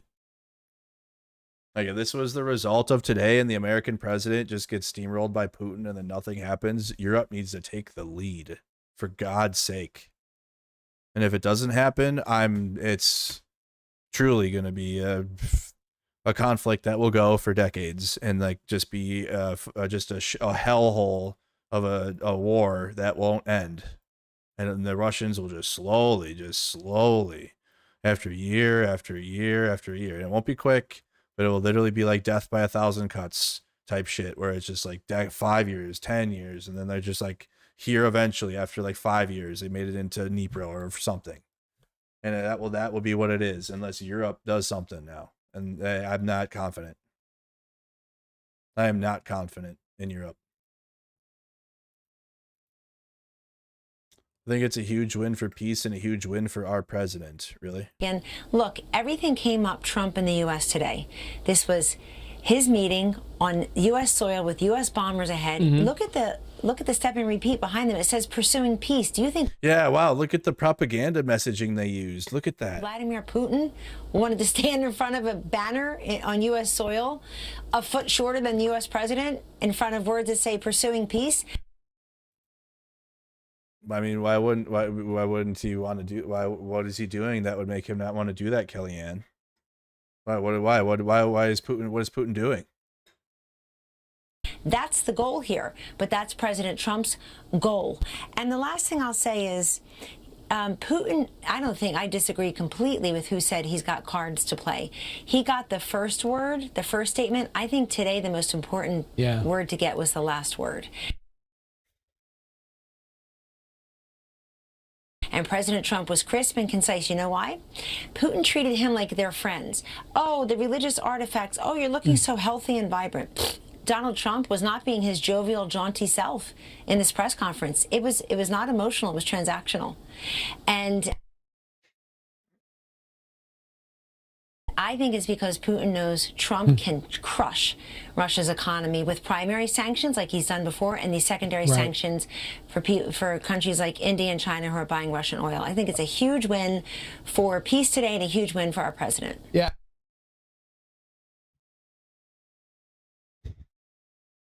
When you have people like that in America, that's why we are like why we are. Why is it? I saw a lot of questions today in the chat. What the fuck is happening in America? Why we are like that? Because of people like this. Times millions. In the tens of millions. Like, help. I don't know what fuck. Pursuing peace. Oh, why? Oh, you gotta blur out the swastika on this Nazi app, or what do you? Why'd you do that? We're gonna blur the swastika on the Nazi platform. What did Grok do? Oh, never mind. Okay.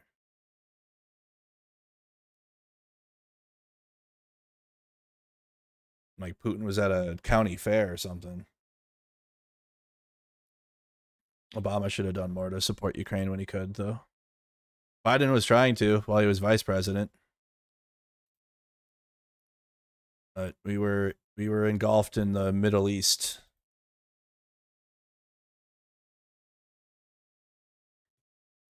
So the political hunger, or whatever they call it, was just not there. That was so bad. Even Fox used it. Yeah, we saw it. Thank you, Hassan. All right, Chaffetz. It's a huge win for Trump and the. Okay, so you got the spin doctors are coming out now, just in the last few minutes. So at first they had no idea how to do it. Now there's the spin doctors have arrived. No kidding. I think it's a huge win for President Trump, for the United States. There is but one superpower in this world. It's the United States of America, both militarily and economically. You had the visuals on the military side, but both President Putin and President Trump talked about the economic strength. I also don't think this is all about Ukraine. I think they probably had a discussion that was much broader than that. I think this has to do with China. I think it has to do with Israel. I think it has as the China cargo plane was landing before Putin in Alaska. To do with where Vladimir You Putin, think they talked about all that? I think they do mention that. I don't think they go 3 hours or do you think with focus? maps.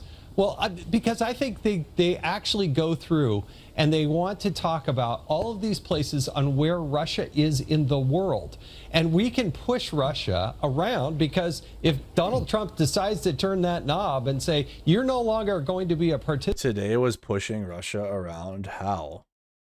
They came in and, like, unironically pulled their balls out and put them on the table. That's what happened. Are you shitting me? Participant in the world economy, then you're going to fall apart. That's why President Trump holds all the cards. And that's why John Radcliffe going, don't you think, Jason? Yes. Yeah, Jason. How about this one? Tell them about Radcliffe. Mention that. Radcliffe going is important. Because he's also, he knows what's going on in Russia. Exactly. He knows. Yeah, you conservatives that watch Fox News still. Yeah, we'll put it together for you. Yeah, remember that? Okay. CIA director.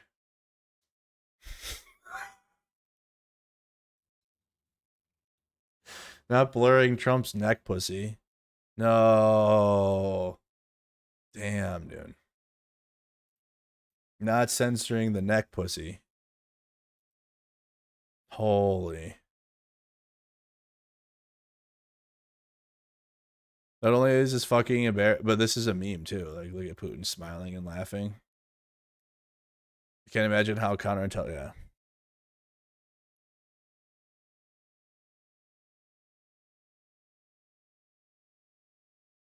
Yeah, Nina Turner, clown.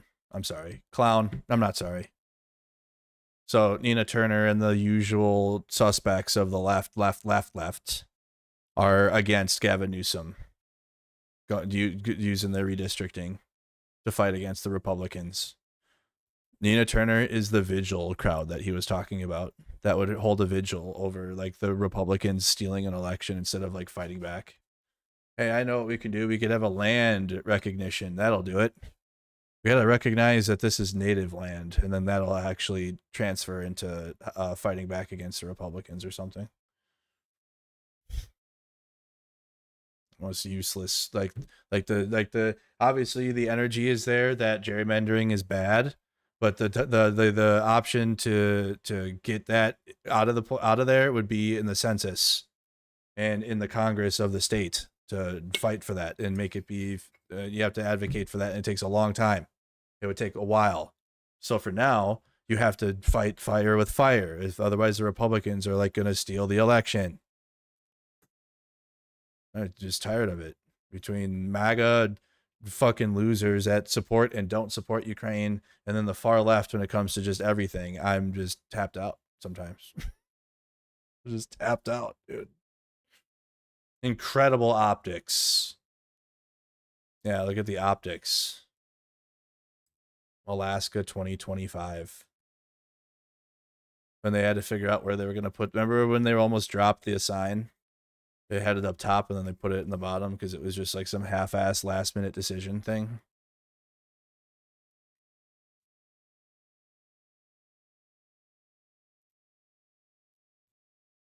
Any thoughts? The UK on that? What just happened? Anything? No. Making Britain fairer. That'll do it. Making Britain fairer again. Wow. Okay. Well, nothing from the UK. It doesn't seem about what just happened.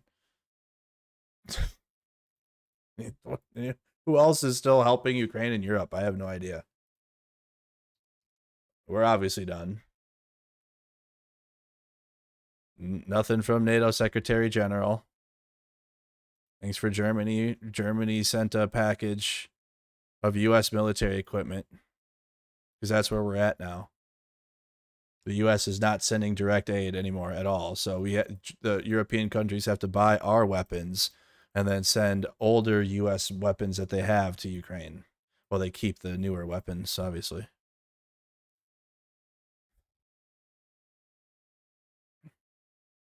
Can I give a quick recap of what happened during the talks? Yeah, they had talks that said that talks were talks and that more talks will happen maybe in Moscow. And also everything that MAGA said about Biden was facts and that if Trump was president, then the war wouldn't have happened. That's it. That's how it went.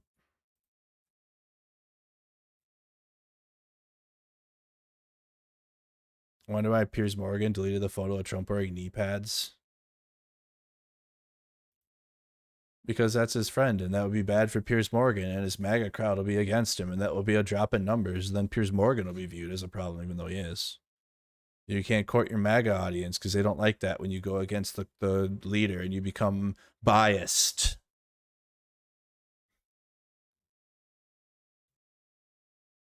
Because they're nothing. I wouldn't call it a complete nothing burger. Putin may have given the impression of seeking peace and negotiation, effectively sweeping aside Trump's earlier deadlines, and while in reality escalating. Oh, yeah. Oh, true. Yeah, that's escalating worse than the offensive we're seeing, but yeah, so, well, nothing in the sense of like what people expected. Either would be Trump to negotiate a peace, or I don't know if there were any actual copium addicts that thought he was going to do something for Ukraine, which that was never on the table. But yeah, I mean, going the opposite way and helping Putin actually by Putin coming in and just smiling, laughing, and giggling his way to the summit. Putin, are you going to stop bombing civilians? I don't care, basically. Why'd you ask me that?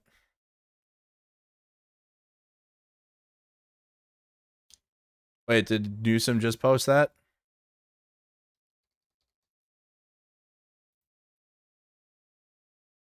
Where is that? Oh, 49 minutes ago. Trump just fled the podium with Putin. No questions, nothing. Total low energy. The man looked like he'd just eaten 3 buckets of KFC with Vlad.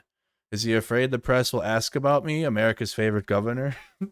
And the fact I stole the cameras this week with the maps. Many people are saying he begged Putin to hold his hands, tiny, on the way out. I admit it, Donnie J. You're terrified because this was the worst week of your life because of me, Gavin C. Newsom. The maps will end your presidency, retake Congress for the people, and expose your rigged little game. My perfect maps are more beautiful than anything in Trump Tower, which many say smells weird. At Stephen Chung 47, who untagged himself because he's a bitch. What a fucking yeah. This guy. This is Trump's communications assistant director guy who does memes for MAGA. This is who delivers MAGA their meme propaganda on social media. They're Goebbels of X. There he is. Looking like a fucking big toe. Explain this disaster. Enjoy your flight home, Donald. You're Putin's problem now. I'm America's solution. GCN. Take it away, please. I'm sorry. I had to show you. That's who he's adding. That's who Newsom's talking at.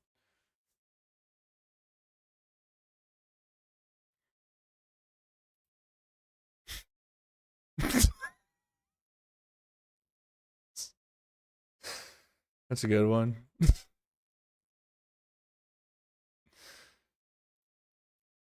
What do you say here? So then Donald Trump, clearly intimidated by your announcement, he sends Border Patrol agents and ICE to patrol outside the venue, intimidate people who are walking in, arrest people. Talk to us about that when you learned about that, what your response to that is, because it looked straight out of an authoritarian regime.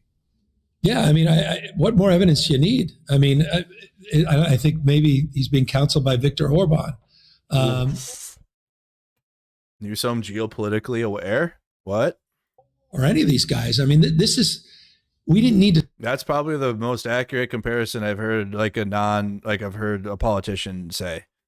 Because I've heard all of the analysts, everyone that does content, compare Trump to Orban and like connects that. But also, it's more connected than you.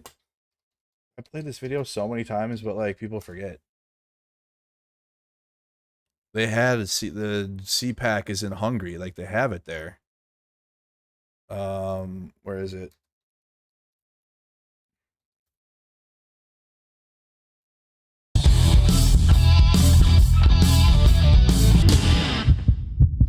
Every year, CPAC brings together all the brightest minds and salespeople in the conservative world.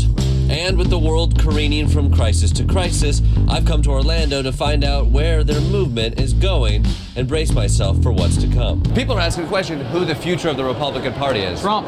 It's Trump. Trump is the Republican Party. CPAC is Trump. I'm here to support the greatest president ever, Donald J. Trump. Donald J. Trump's the greatest president ever. 100%. If you look at the Trump administration on paper as a report card, it was stellar. It just was. In what sense? The numbers. The economy.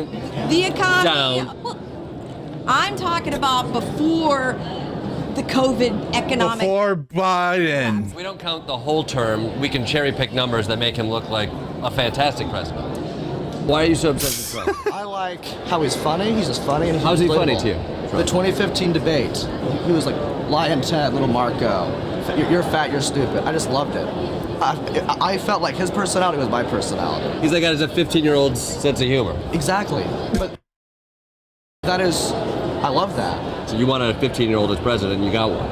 100%. Clearly, this was still Trump's party. But this trip wasn't about R&R. Is this what I think it is? It's a Trump sex swing? Or type shit. Be careful, it probably came from Epstein Island. Probably just redecorated. S&M. Oh boy. That's nice.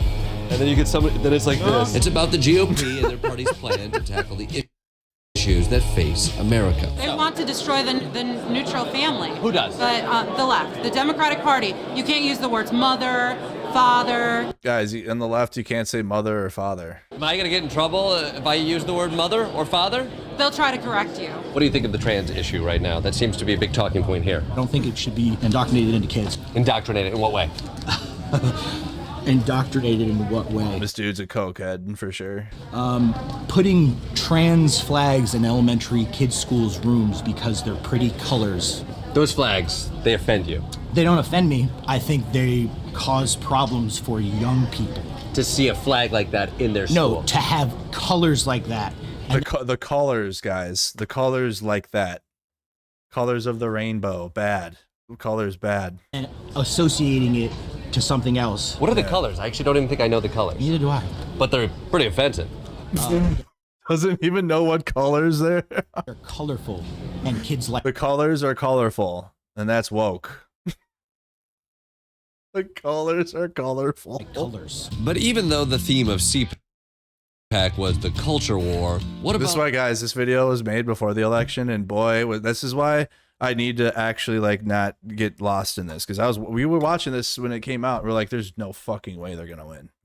Like this is egregiously bad, and this is all they've like memed. Like MAGA was a meme, but like this new MAGA is like the meme of the old MAGA. And it was just like, whoa, but they won. And I was like, fuck, dude, I was wrong.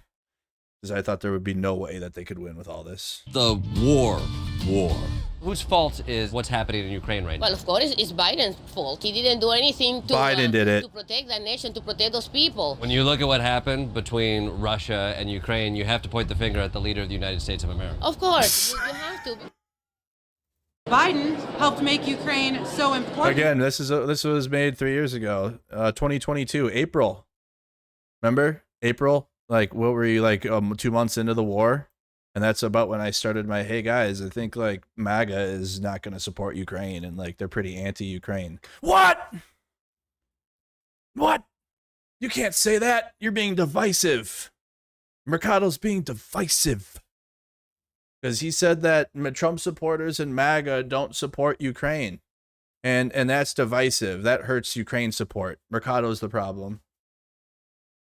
Not the ones that are saying that they'd rather have that it's Biden's fault for the war, and that they'd rather have Putin as president, and that Zelensky is evil. Not those people.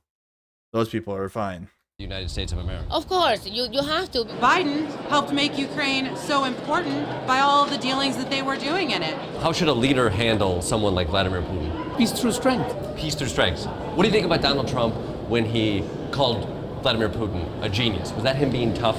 I think he has a way of playing with words. Yeah, he has a way with words. Like saying the opposite of what a patriot would say. And then he gets the media riled up. He disregards his own intelligence community, and instead he kisses the ass of Vladimir Putin. But that's him just being smug. Being a wise guy. He's being wise guy. Wise guy. The MAGA crowd's obsessions were predictable. Is this a little much? But there was a new infatuation I was surprised to hear. The gold, which is still continued. I thought it was, bro, they had a gold toilet and everything, and I'm like, there's no way this fucking bullshit is going to win. And then here he is in the White House with gold all over it now. Trump, White House, gold.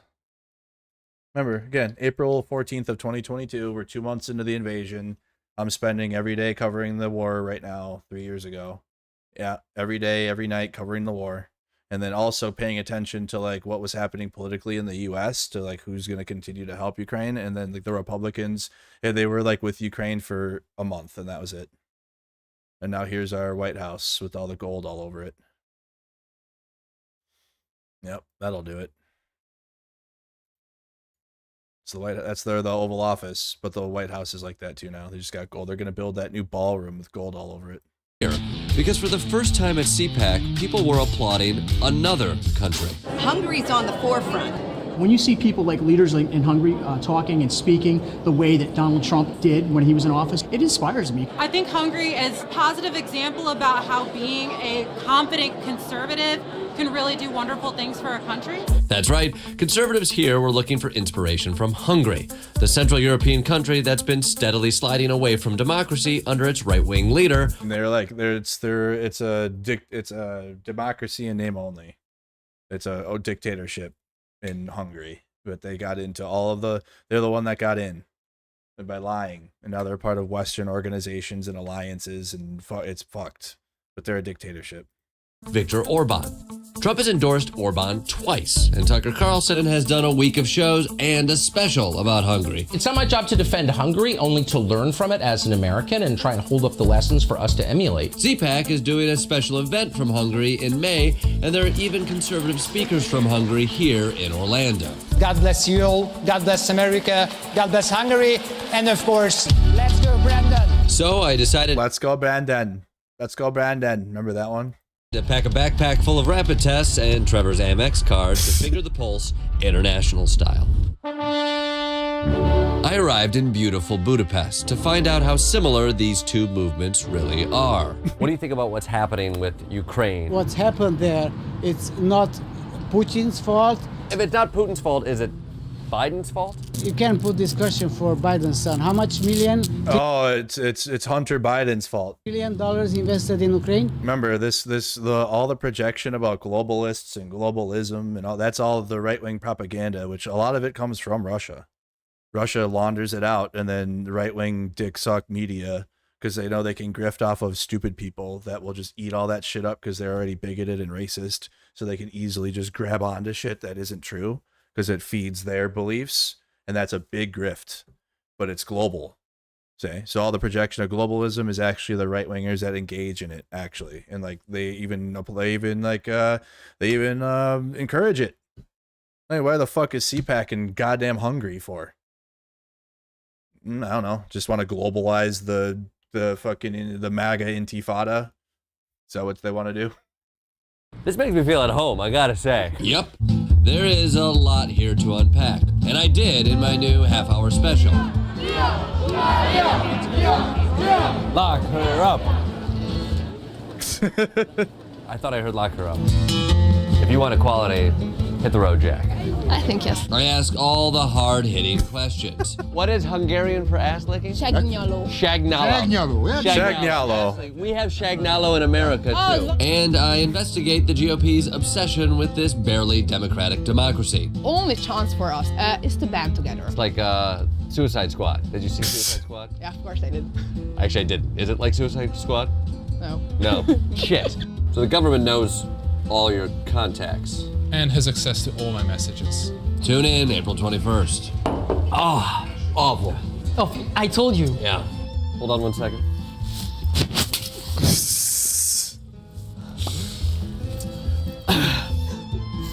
You don't happen to know my wife's phone number, do you?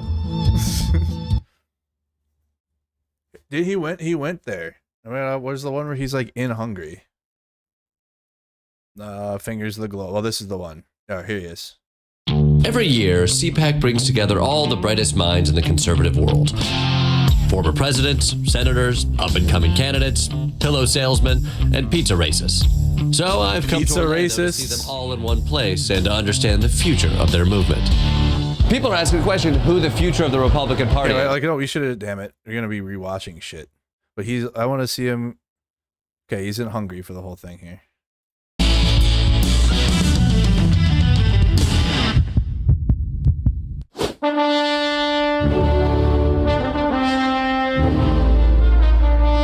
I landed in beautiful Budapest, Hungary. It's been home to everyone from composer Franz Liszt to inventor Erno Rubik, creator of games for the world's loneliest children. It may be one country over from an active war zone, but Hungary is a world capital of art, music, and culture, and I was fitting right in. But right now, they're also embracing right-wing nationalism, which is why American conservatives are so enamored with Hungary. When I arrived, it was a national holiday. Basically, Hungary's version of July 4th, except with more fingers intact. Today's their Revolution Day. It celebrates in 1848 when they pushed back against the Habsburgs, and I should have bought a guidebook instead of trying to watch Tenet on the plane. What happens in Tenet again? There was an election underway, so even though this was a national holiday, Prime Minister Viktor Orban was using the event as a political rally. In the 12 years since he took power, Viktor Orban... Wow, Orban can... Wow. For the right-wing fascists, they can have piles of signs out for people, but like if the grassroots left-wing organizations in the U.S. give signs because some people just don't have them, like that's bad though. But in right-wing fascism world, they can literally have pallets of signs for people to grab. Has reshaped the country's judiciary, built a fence along the southern border to keep out refugees, turned Hungarian billionaire George Soros into a boogeyman, and was even sanctioned by the... So Hungary was probably one of the origins of the George Soros propaganda. The EU for his treatment of the LGBTQ community. It's no wonder Steve Bannon called Viktor Orban Trump before Trump. And as my therapist will tell you, I've been to a ton of Trump rallies. So I brought along a trusty translator to see just how similar an Orban rally is to a MAGA rally. First stop, the merch table. Do you have any the merch table Orban pictures, specifically with him shirtless? Oh, yes. Let me... Riding a velociraptor?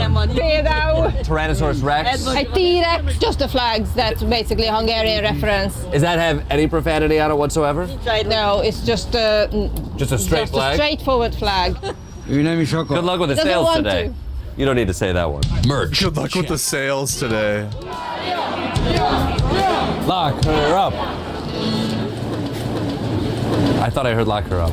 Okay, maybe some things are a little lost in translation, but still, chants, check. Are there going to be any Let's Go Brandon chants here? Do you know Let's Go Brandon?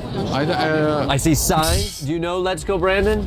Okay, so it's people were chanting. It was at a NASCAR. Do you know NASCAR? NASCAR. It's like Formula One, but it's in a circle. It's more boring. Amerikai. They might shout different slogans. It's a way to disparage the President of the United States. But some similarities with Trump fans are universal, like blind devotion. What do you think of Viktor Orbán? Orbán Viktor legkiválóbb. The most exquisite of all of us. You sound like a Trump supporter.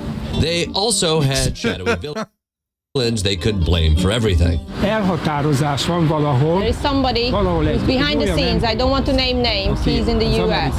Somebody who's pulling the strings.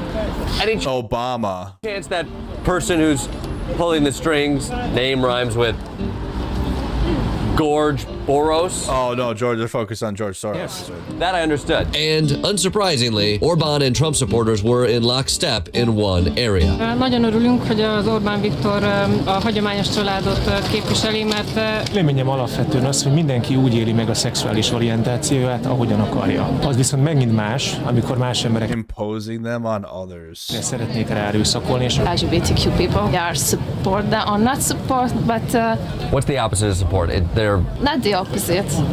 Somewhere. It's a personal issue. You don't have to bring intimacy to politics. It's a personal issue that should be agreed upon by the majority as to what those personal folks with their issues should be able to do.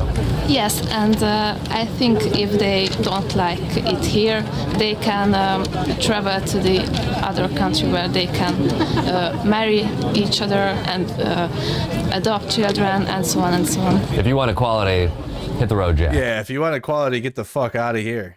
I think yes. And if Hungary... Yeah, MAGA, but globalized. Do want legal protections for the LGBTQ, they need to GTFO. Because during Viktor Orbán's time in office, he's barred gay families from adopting, passed a law prohibiting their depiction in children's books and TV, and even outlawed same-sex marriage in Hungary's constitution. So basically, they're fine with you being gay as long as you live your life as a straight person. Somewhere between the castles and bigotry, I was starting to think Budapest might be the Orlando of Europe. And Jesus. nowhere is that more apparent than in their hatred of one old man. Biden alkalmatlansága lehet ebből a szempontból probléma, hogy egy szenilis megválasszanak, de igazából az a kérdésem, ki az melyik ország az, aki egy 86 éves aggastyánt megválaszt? It amazes me. We immediately get to Sleepy Joe here in Budapest. I gotta say, I think when this thing airs in America, be ready, you're gonna get calls and be speaking at the next CPAC. Probably. He's like, if I can. Yeah, so that's Hungary. We need to watch the whole thing. Someone brought up Hungary, and we spent a lot of time on that, but it's a good episode. Yeah, MAGA globalized. The actual globalists. Looking for the best caption for this. He gave me a gummer. A gummer. Americans don't like Putin. Republicans don't like him. Democrats don't like him. Independents don't like him. I don't like him. Yeah, but we have a really loud portion of the GOP that just loves him. And we have a president that is like his associate. I want to go to Cracker Barrel. I want to go to Cracker Barrel. Trump is Putin's bitch, and Russian media is laughing at us for having such an incompetent leader. Letting an anti-American dictator who likes to influence our elections on U.S. soil is another level of low. Cooked. Anything new come out while we were watching that? Probably not. We saw that. That's old now. All right, on a scale of 1 to 10, I give today a 10. Also said on a scale of 1 to 10, I give today a 10. So that's the president grading what he thought of the meeting. She's like, that's not what I felt. But yep. I was hired to shake my head and agree. Earlier, though. Unusual, atypical, and I think we're all awaiting, the readout, because the way that it felt in the room was not good. And then, yeah, remember, hey, it went well. It was a 10, okay? It was a 10. Also said in a scale of 1 to 10, I give today a 10. Yeah, so you better report what we want you to report. I don't know what her name is. Fox News lady number 7. Yeah, you better say it right.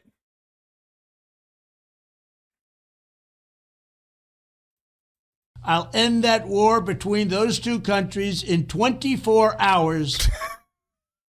That's the one. That's the one. Finally got the clip.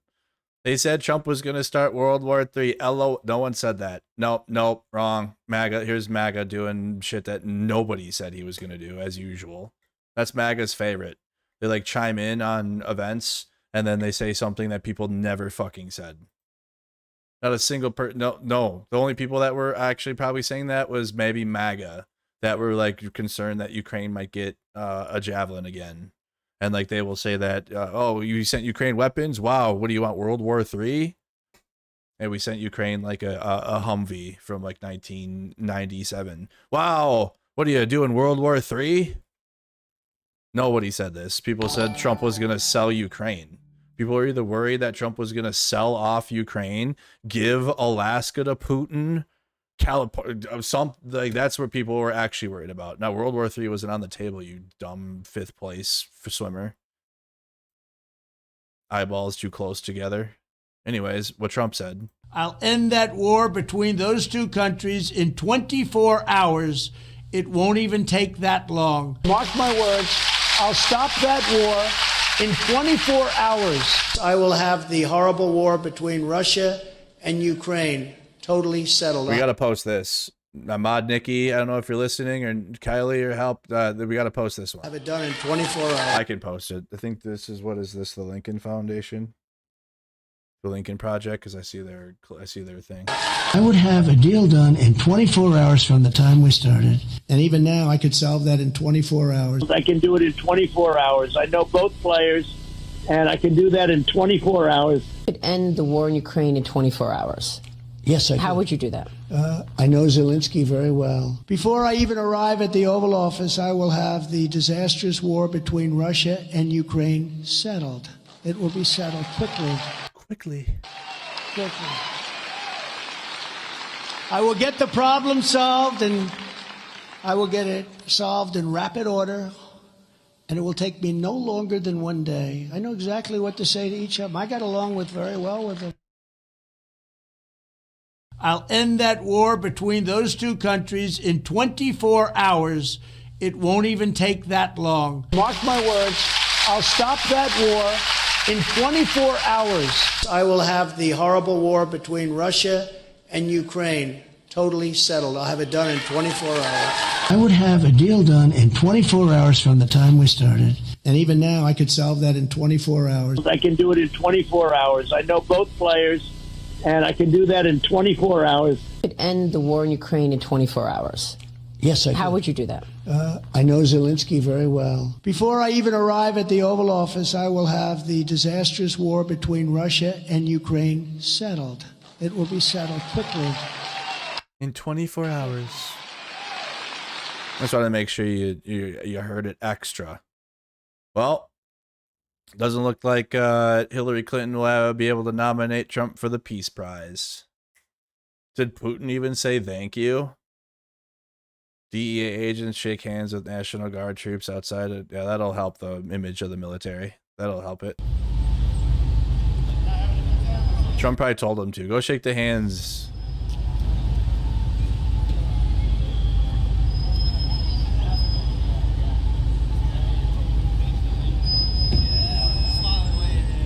Yeah, smile and wave.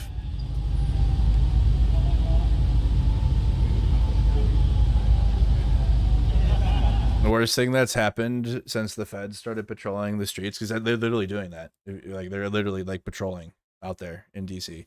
Was a sandwich was thrown. Yeah, we had a sandwich. Breaking news: the Trump administration relating a mid-court challenge agreed to keep the DC police in charge of the department for now. So that's happening. Yeah, 10 out of 100.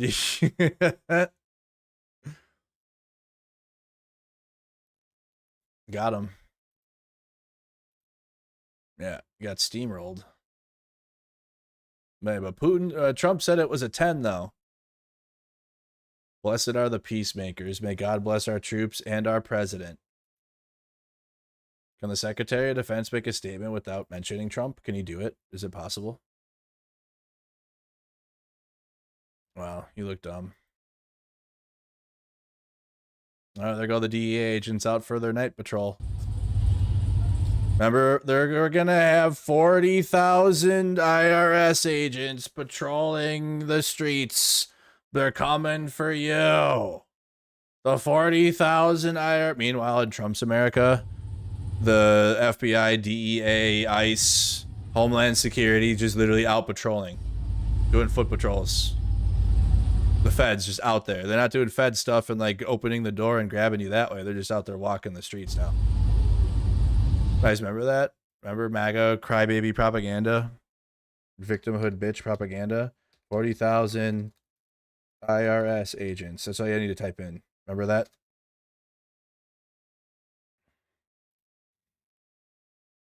Opponents of the Inflation Reduction Act. Okay, so remember when Biden was trying to sign bills into law to lower inflation that conservatives cry about every day, which, I mean, inflation is right to cry about, but like, remember when Biden was like, we need to pass legislation, and then Biden was like, okay, yeah, but here's the Inflation Reduction Act, and then conservatives were like, no, that's gonna give, oh, sorry, 87,000. Yeah, Democrats in Washington plan to hire an army. Here's their, remember, because this was all during 2022. This is when I was being called divisive. Democrats in Washington plan to hire an army of 87,000 IRS agents so they can audit more Americans like you. That's more than the population of Biden's hometown. And then that's when McCarthy then lost his spot for supporting Ukraine. That's why Mike Johnson exists, because he kept supporting Ukraine and like went against the MAGA base and lost his spot. And I'm like, well, that's a problem. Now you don't even have a speaker who I don't like, number one, but he was at least supporting Ukraine. Why isn't he supporting Ukraine anymore, Mercado? Because the MAGA conservative base of America, like, love Putin. What? You can't say that. You're going to turn people away from supporting Ukraine. You say that, people won't send our Ukraine support. Oh, here you go. Agents in an unmarked vehicle outside a Union Station. Just posted. Yeah, so they, what type of tint is that? Is that's legal for them? But can you have tint like that in DC? I know in Minnesota you can't. You like the tint is very strict here in Minnesota. That's the same truck I have too. I have a Fed truck. Oh no. I have a Fed boy truck.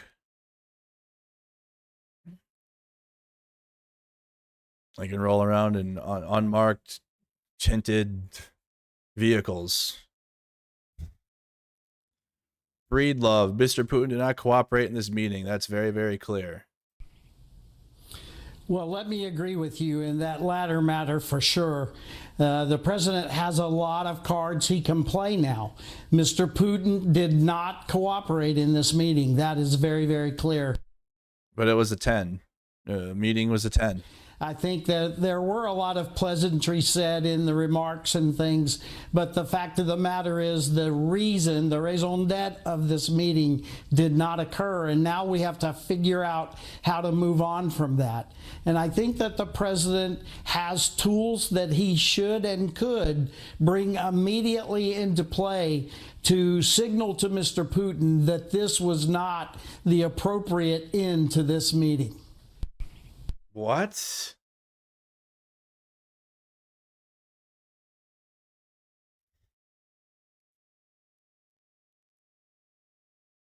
I have issued, meanwhile in DC, I've issued a new directive to Mayor Bowser requiring MPD to provide the services found necessary for my designee, Terry Cole, to fully and completely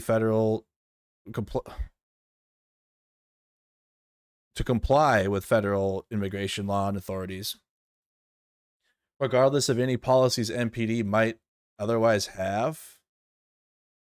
Unfortunately, the DC Attorney General continues to oppose our efforts to.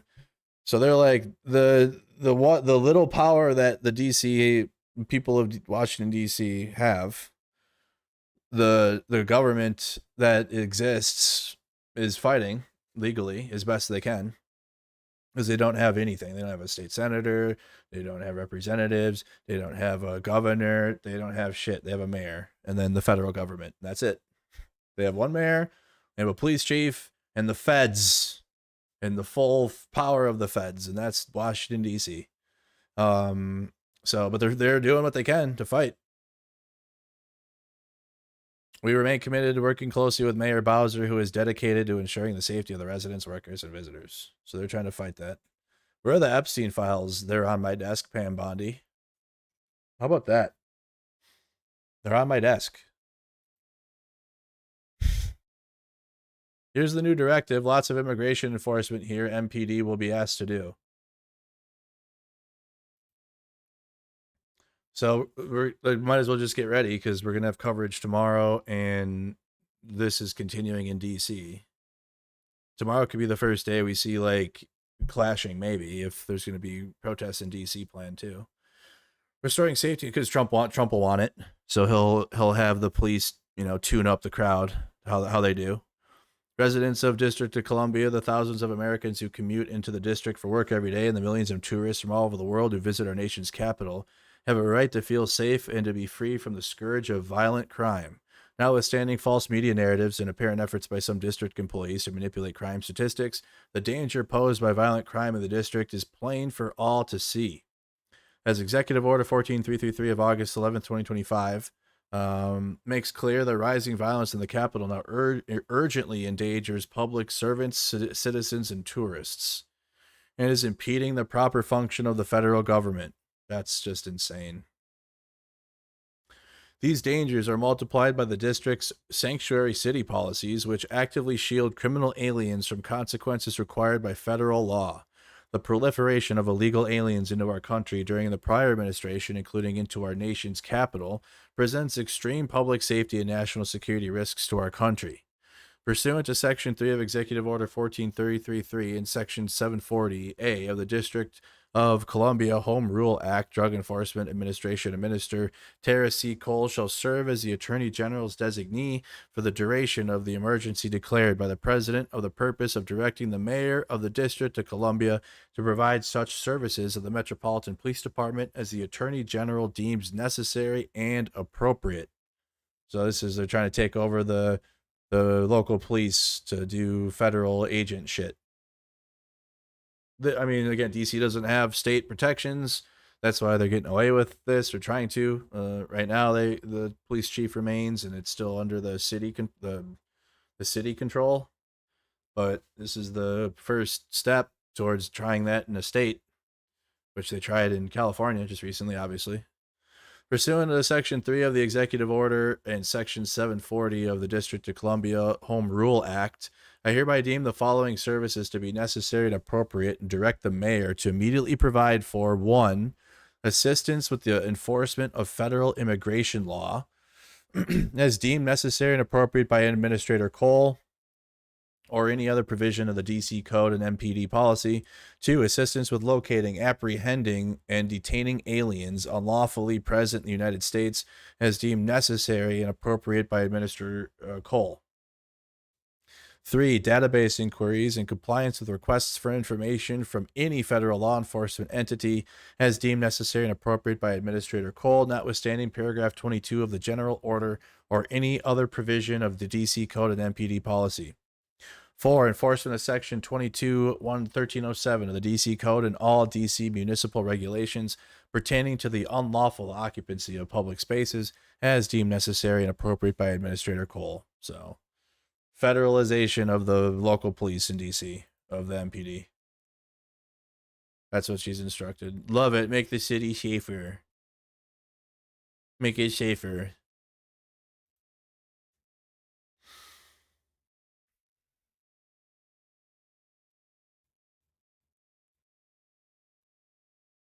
More from what is going on? Why are we rolling convoys in?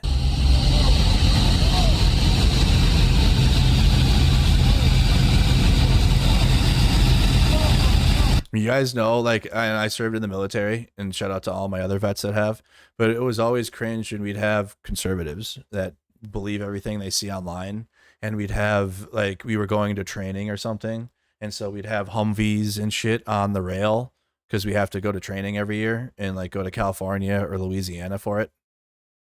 And so, like, they'd take videos and say, wow, something's up with the military. What's the military doing?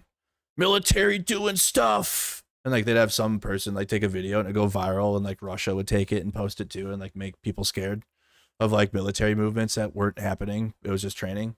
But then when the military is actually literally moving and operating on our soil, they're just keeping us safe. They're keeping us safe. That's good. I support that. That's why I voted for Trump.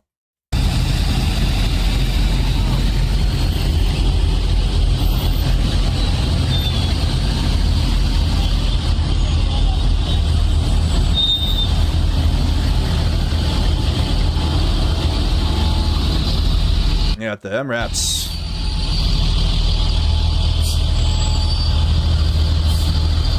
You got the Matt V's out there.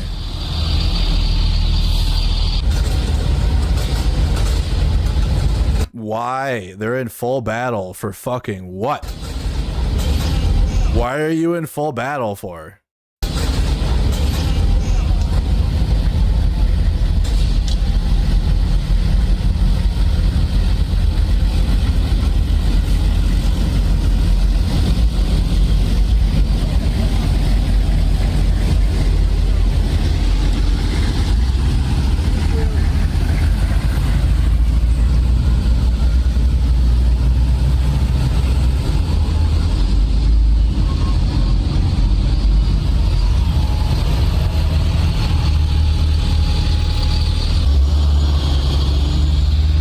Yeah, one person protesting it looks like. I wish I could see a sign. Looks like he says something's unlawful with his flag upside down.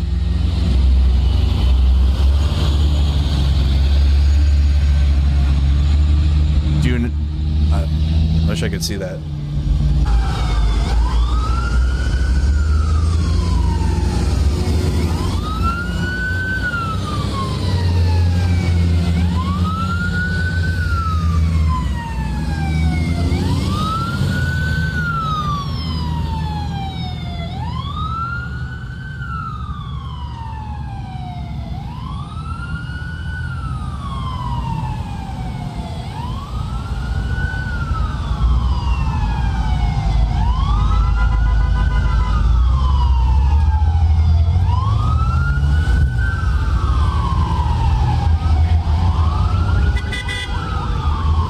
Well, if you're a veteran, you better hold on to the respect of veterans that we have left.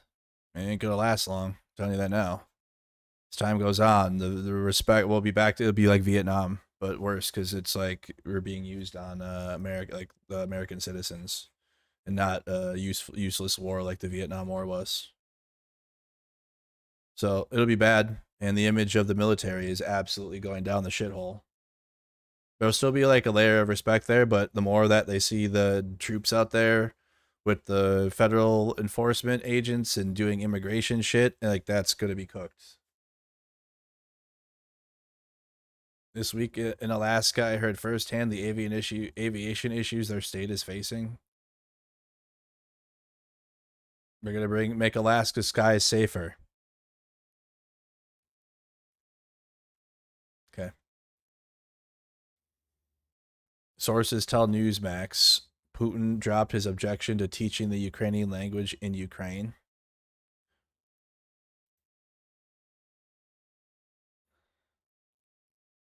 Differences to be worked out on how to define and implement a ceasefire.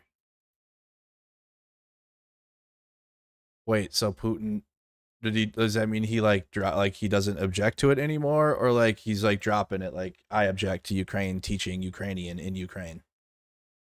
Which is insane, right? And that in Ukraine, they can't learn Ukrainian. So I don't know how to read that. That's either that or he isn't doing that anymore.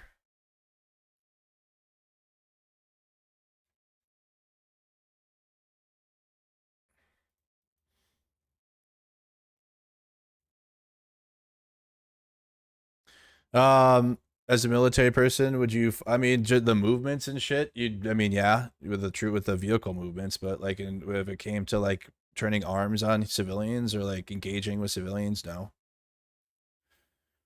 Because it would just be weird, but I think I was served in the military now, shit, 12 years ago, so we didn't even think about having to go patrol. I wouldn't even know. That wasn't even a thought in the. We were preparing for the Middle East and like Russia, actually. The idea, and this is the National Guard too, and like they engage in, they help with like storm cleanup and stuff, and help with some security here and there. And they always have, but not at the level of like patrolling the streets. So I was active duty. We didn't ever engage in like. You know, we would do stuff in Fairbanks, obviously, because like when you have like an active duty military base, the military engages in the community, but it's not like this. We don't do shit like that in active duty. Like you'll have you gotta go out and drive in the street, obviously, to go places and like go to your training, but like you're not doing it to move civilians around or arrest them. So it was never. I don't even know. It wasn't even a thought in my brain.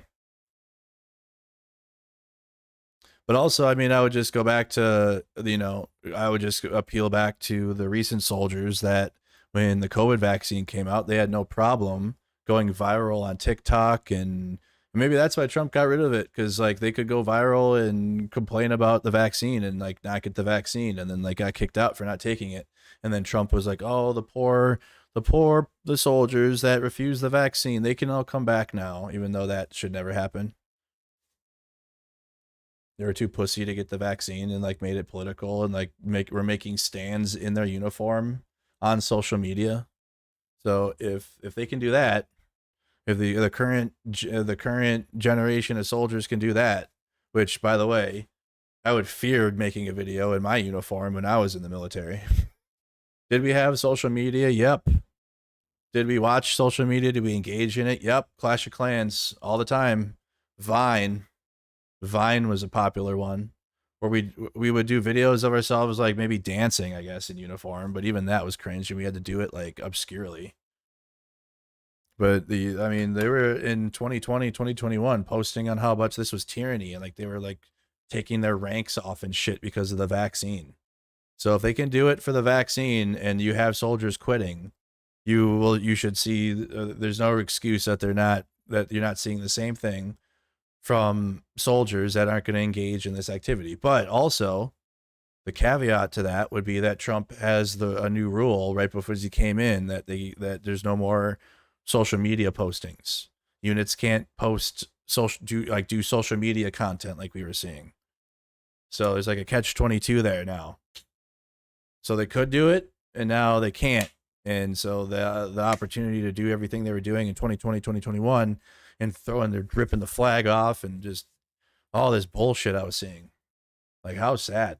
Like, shut up. You're a soldier. I can say that.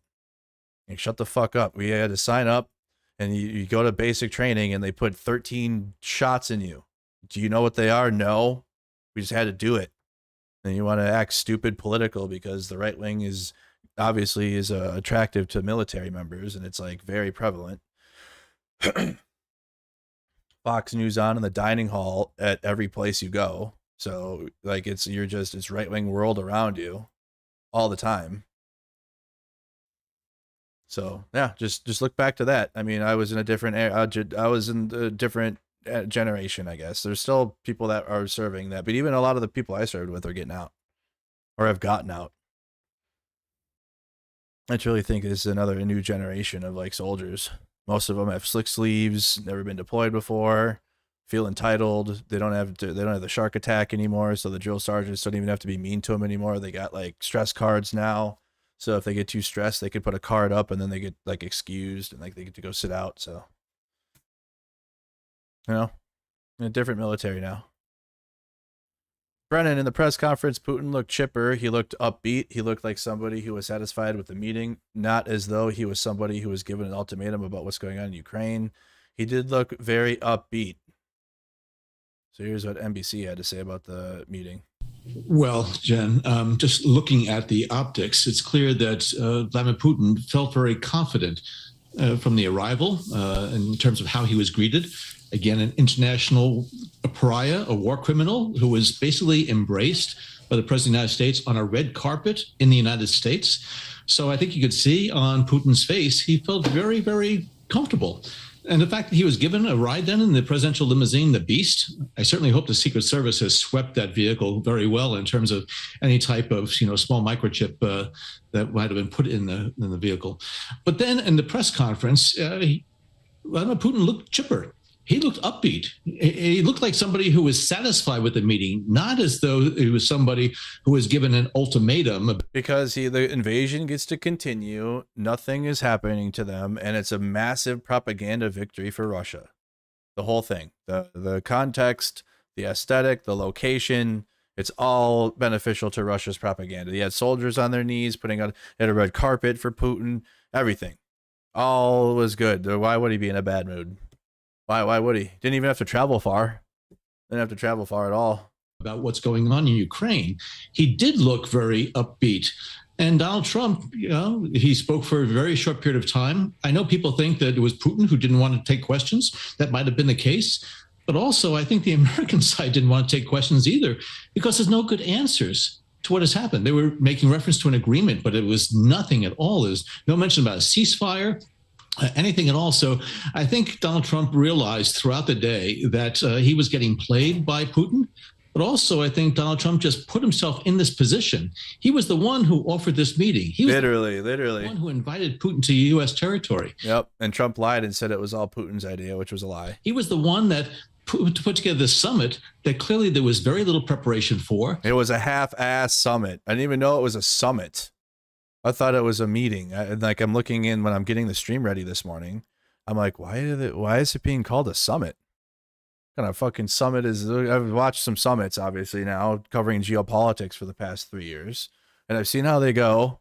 This doesn't look like a fucking summit, but I guess it is. And they came out empty-handed. So I think when I look at what happened today, it was embarrassing. I think it was shameful, but also I think it's very, very worrisome from the standpoint of the United States. The leader of the United States engaged with President Putin and came away with apparently nothing at this point, but also, again, normalized, I think, as Ambassador McFall said, normalized Vladimir Putin for all of the tremendous suffering and the devastation that he has wrought. And then Trump also was able to get Putin to say that it was Biden and that none of this would have happened if Biden wasn't president. So, and then Trump can just say, well, that's what Putin said. Putin said it.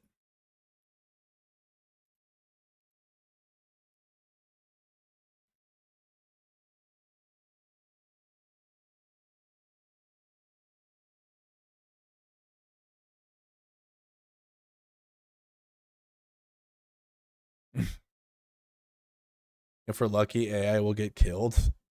U.S. consumer sentiment unexpectedly fell for the first time since April, and inflation expectations rose and lingering anxiety about the impact of tariffs. Yeah, because it's kicking in and people are paying it, and it's been 6 months now, and it's like people are like, okay, when are the benefits coming? Are the benefits coming? Boy, temporary pain for the gain. Boy, I'm taking the pain. Oh, I'm taking the pain. We're in month 7. Yeah, Americans don't take financial pain lightly. That's like all we really actually care about at this point. Morals and values, fuck that. How we getting this money out here? How are we gonna get this bread? That's what Americans care about. So, yeah, the feeling is being felt amongst Americans that have businesses, and their import costs are through the roof, and grocery prices are just out of control. But it's a temporary pain for the gain, and MAGA voted for it. I am on the Matt Gaetz show tonight discussing Putin-Trump summit. Who is this? But a lot of people I know follow him.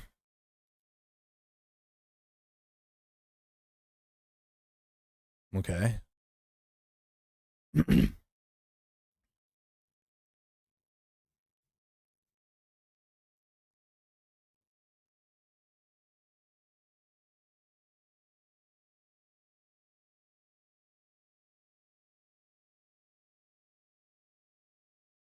Oh, okay. Who's this guy? You didn't know Matt Gaetz has a show? Oh, yeah.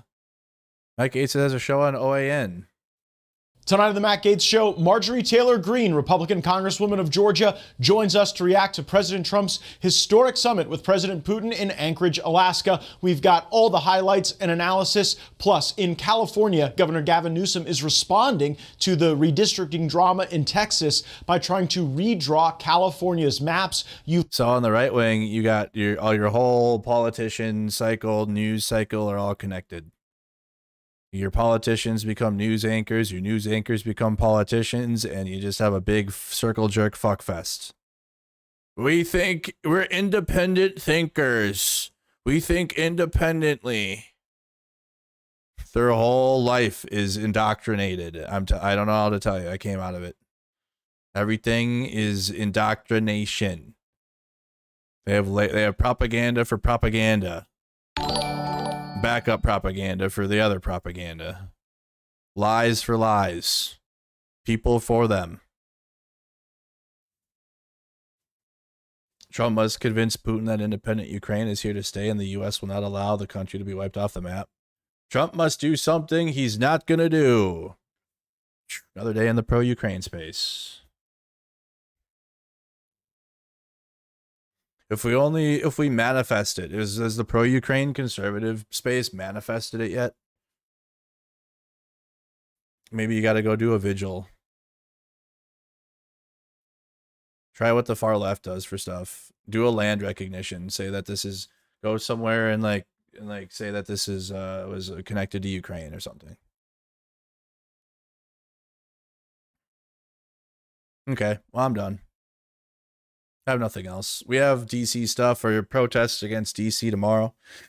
I'll be live in Minnesota, and then we'll be covering the nationwide ones, unless we're all at the same time, and then I'll get home and it's all over. I hope not. But you got stuff happening in DC. You got the agents are out. The military's out there, as we just looked at. So there is DC stuff. Probably protests.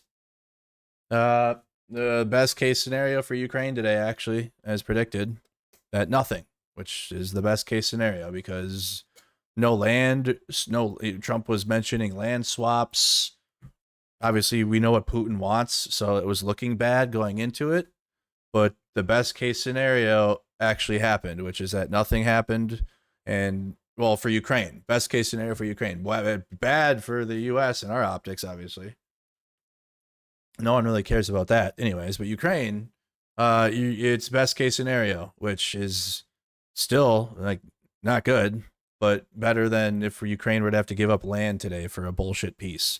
Because even if Trump and Putin negotiated a situation in which Ukraine would have had to give up a oblast, Russia wouldn't have stopped. Say Trump said that and was like, yeah, Ukraine has to give up Donetsk or something. And then there will be a peace, and we're gonna force Zelensky to do this. You think Russia would have stopped? No, they would have been like, "Oh, bet, no, we'll easily get that one." Okay, on to Dnipro. Operations on Dnipro begin. The Russian speakers of Dnipro are victims.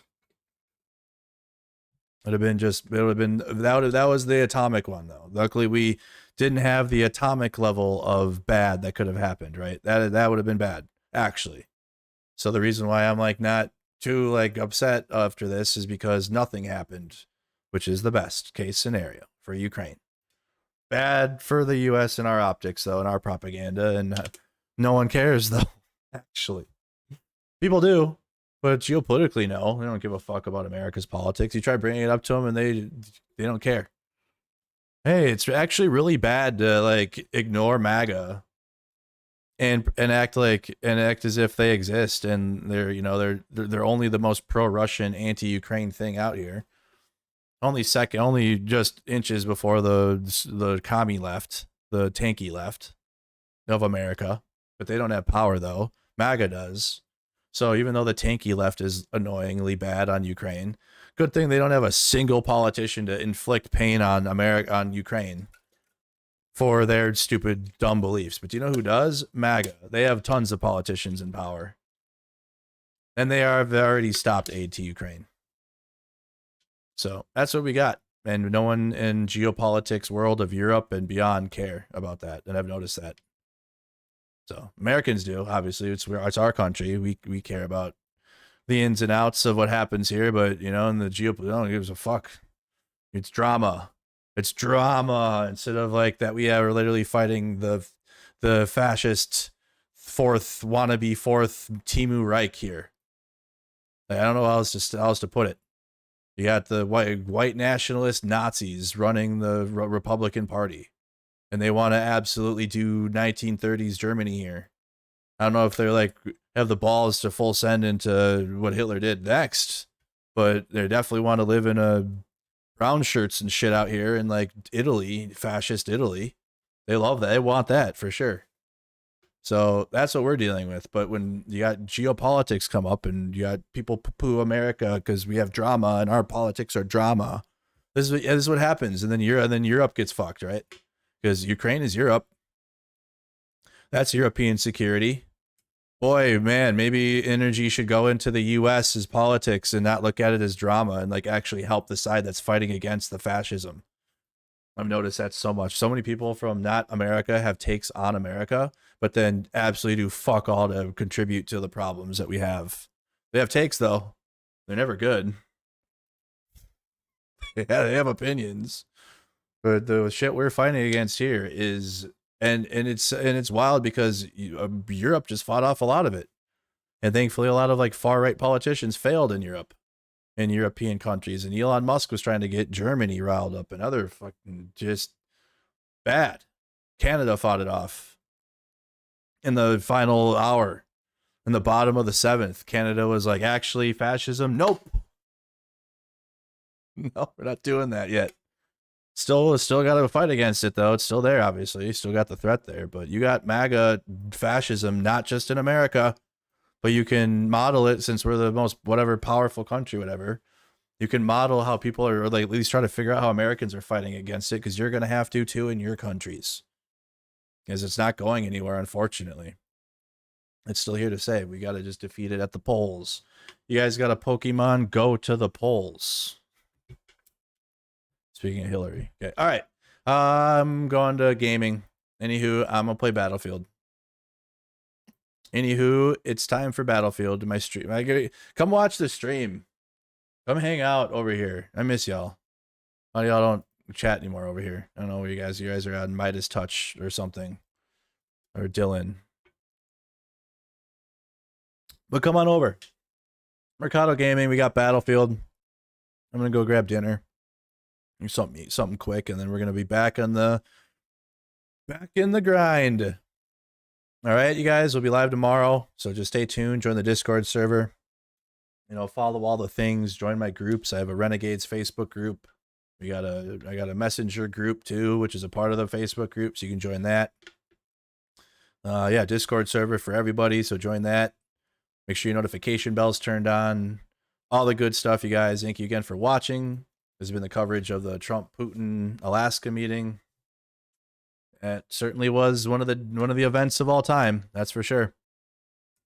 So see you guys tomorrow live on the ground in Minneapolis, covering the protests against the takeover of DC. All right, guys, see you guys in the next one. Slava Ukraine, Vladimir Putin and Trump do fuck off.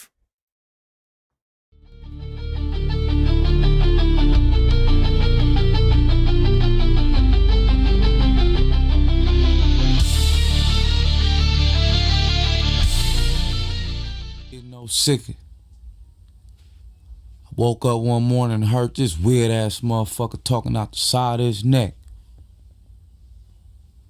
Me and all my peoples, we always thought he was straight. Influential motherfucker when it came to the business. But now, since we know how you really feel, it's how we feel. Fuck Donald Trump. Fuck Donald Trump. Yeah, nigga, fuck Donald Trump. Yeah, fuck Donald Trump. Yeah, fuck Donald Trump. Yeah, fuck Donald Trump. Yeah, nigga, fuck Donald Trump. Yeah, fuck Donald Trump. Yeah. I like white folks, but I don't like you. All the niggas in the hood wanna fight you. Surprise the nation of Islam ain't tried to find you. Have a rally out LA, you know what's up. Home of the ride and King Ride, we don't give a fuck. Black students, ejected from your rally. What? I'm ready to go right now, your racist ass did too much. I'm about to turn Black Panther. Don't let Donald Trump win, that nigga cancer. He too rich, he ain't got the answers. He can't make decisions for this country, he gon' crash us. No, we can't be a slave for him. He got me appreciating Obama way more. Hey Donald, and everyone that follows, you gave us your reason to be president, but we hate you. Fuck Donald Trump. Fuck Donald Trump. Yeah, nigga, fuck Donald Trump. I don't like your ass. Yeah, fuck Donald Trump. Yeah, fuck Donald Trump. Yeah, I really don't like you, Trump. Yeah, nigga, fuck Donald Trump. Yeah, fuck Donald Trump. Yeah. Nigga, am I tripping? Let me know. I thought all that Donald Trump bullshit was a joke. Know what they say when rich niggas go broke? Look, Reagan so cold, Obama so hope. Donald Trump spent his trust fund money on the vote. I'm from a place where you probably can't go. Speaking for some people that you probably ain't know. It's pressure built up and it's probably gonna blow. And if we say go, then they probably gonna go. You vote Trump, then you probably on dope. And if you like me, then you probably ain't know. And if you been in jail, you could probably still vote. We let this nigga win, we gon' probably feel broke. You build walls, we gon' probably dig holes. And if your ass do win, fuck Donald Trump. Fuck you. Fuck Donald Trump. Yeah, nigga, fuck Donald Trump. Yeah, fuck Donald Trump. Yeah, fuck Donald Trump. Yeah, fuck Donald Trump.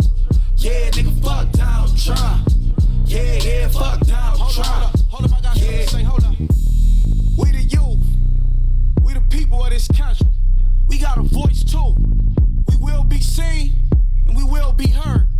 Hold up, I fuck with Mexicans. Got a plug with Mexicans. When a little need a switch, who I call Mexican. This Comedy Central ass nigga couldn't be the president. Hold up, Nip, tell the world how you fuck with Mexicans. It wouldn't be the USA without Mexicans. And if it's time to team up, shit, let's begin. White people feel the same as my next of kin. Let this nigga win, God bless the kids. God bless the kids, this nigga wicked and weird. When me and Nip link, that's Bloods and Crips. When your LA rally, we gon' crash your shit. Fuck Donald Trump. Fuck Donald Trump. Yeah, nigga, fuck Donald Trump. Yeah, fuck Donald Trump.